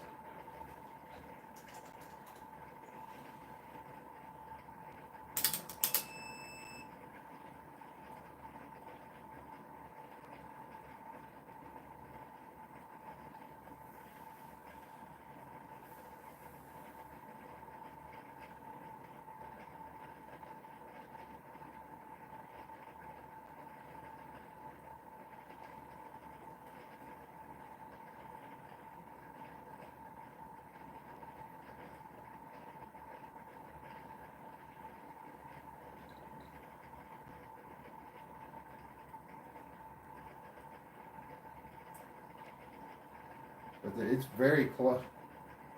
We're almost at a unity like factor here. Like really seriously. Do you have the ground? Not an artificial ground. I'm using the battery's negative terminal as the ground.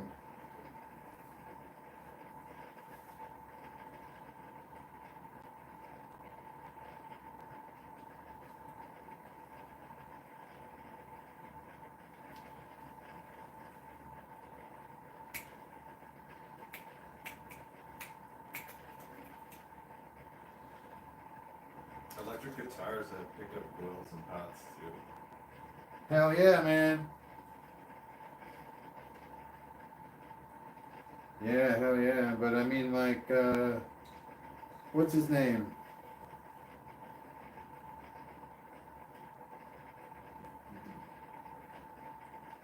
Jimmy? Rage Against the Machine.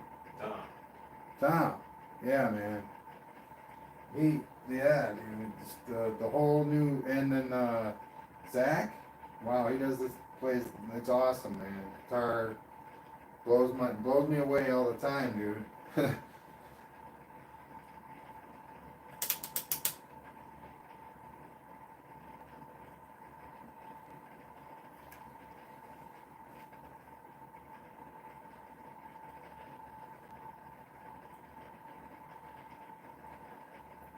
you explain how the ground works?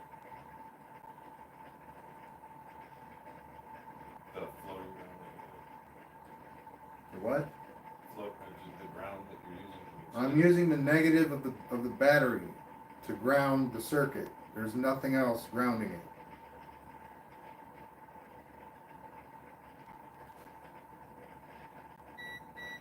Wow. I don't know how to explain that. The negative of both the cap bank and the input of the circuit are connected to the ground. So virtually the negative and the negative are connected to the negative, which is the ground. Yeah. And then the red, the positive, is connected to the positive and the positive, which is the opposite of the way it really works. But, you know, virtually red goes to red and black goes to black. And it's a closed loop system. So effectively, there is no like grounding going on here. That's why the voltage reading from the battery hasn't gone down yet. Do you have any chassis?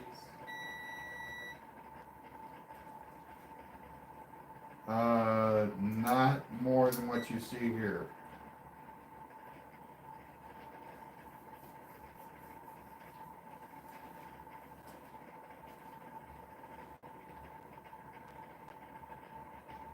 Well, let's get a tach reading. 15 volts, 25 milliamps.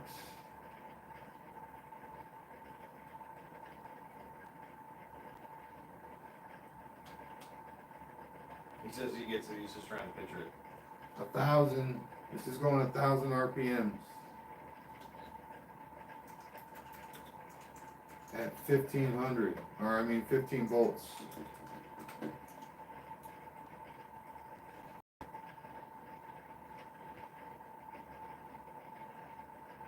Alright man, I got about 10 more minutes. All right, 20 volts. I got you. We're gonna be wrapping it up here pretty soon.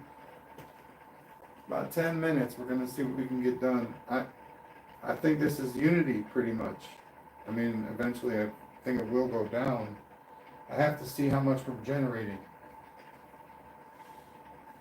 In order to do that, I need another multimeter like this one. Because this one doesn't read amps.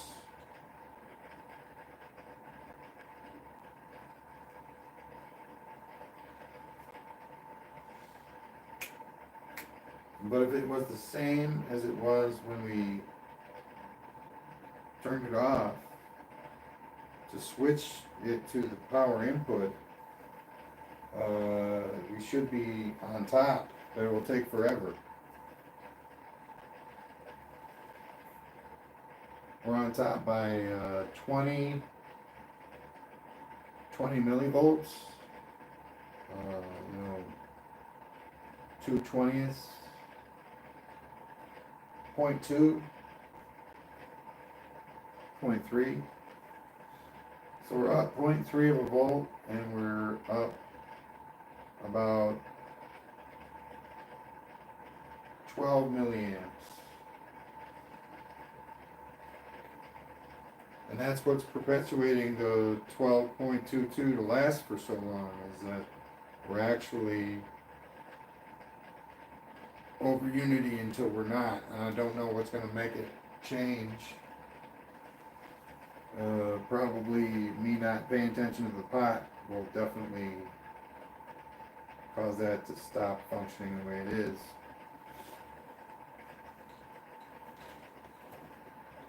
Alright, 25. Here we go. Well, let's get the tach reading first. Another nice demo in chat. Thanks, guys, from B. Thanks, B. 2350 divided by 2.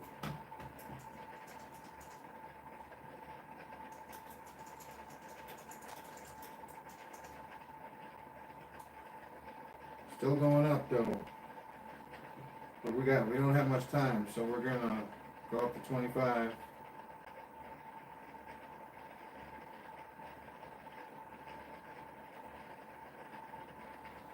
$40 milliamps.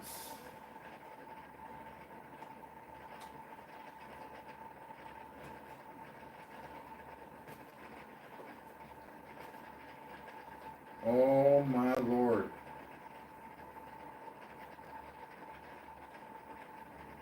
I mean, seriously, if the numbers are right, then it's going to be at 12.22 for a while. But of course, multimeters aren't my thing, so I don't know if that's going to be accurate, but we'll keep you posted.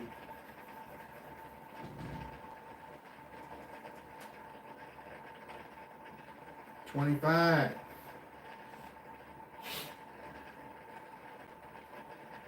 26. Alright, we're gonna go up to 31.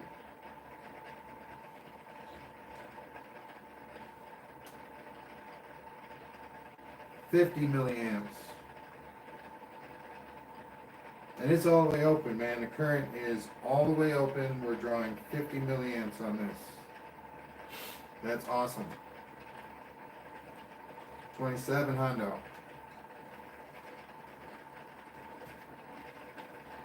12.22.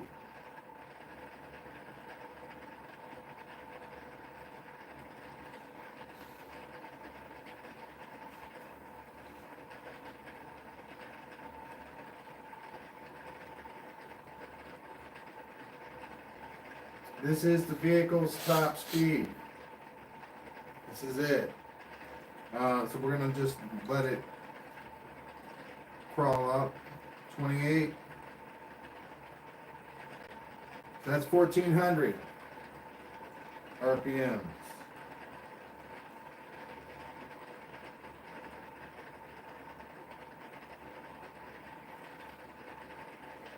.20 gauge coil, 24 gauge coil, reed switch, power supply. Slightly more complicated than the simple one, which would be just this coil and the reed switch and a power supply. I just added another coil in series. It's awesome. Keeps the amp draw low. As you can see, it doesn't hinder the speed that much. 2900. 12.22 on the closed loop. Still 12.22.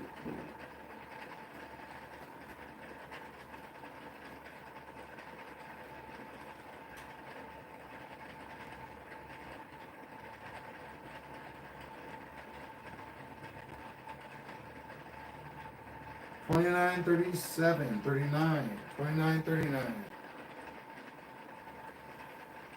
So almost 1500. It's,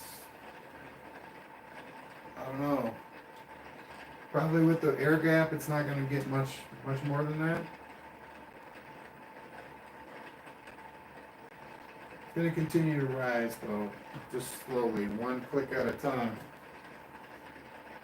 12.22. Oh.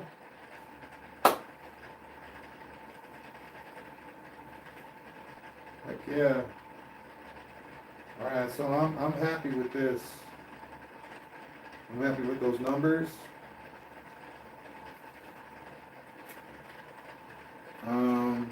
I wish I had the ability to see if the number's still the same on the other side though. That would be great. But I'm gonna have to disconnect it and switch it and all that. So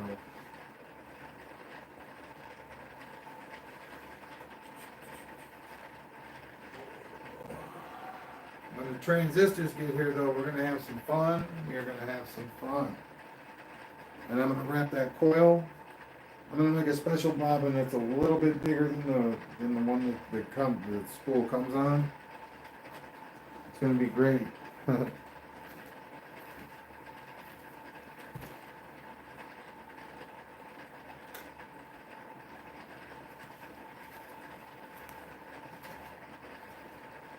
Why do you use NPN instead of PNP? Because I know how.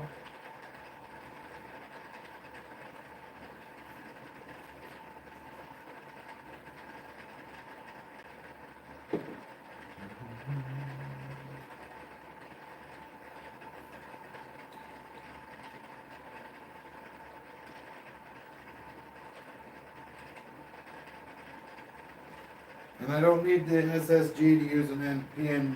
I know how to use an MPN.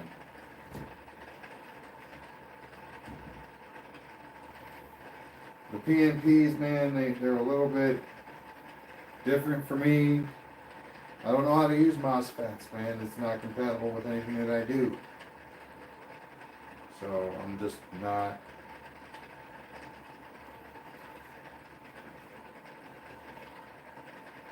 Every single time I've tried to use a MOSFET, it ended up in smoky,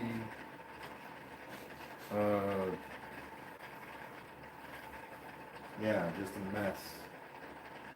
But I'm determined though, and we'll learn how to use it. Probably not with this circuit though.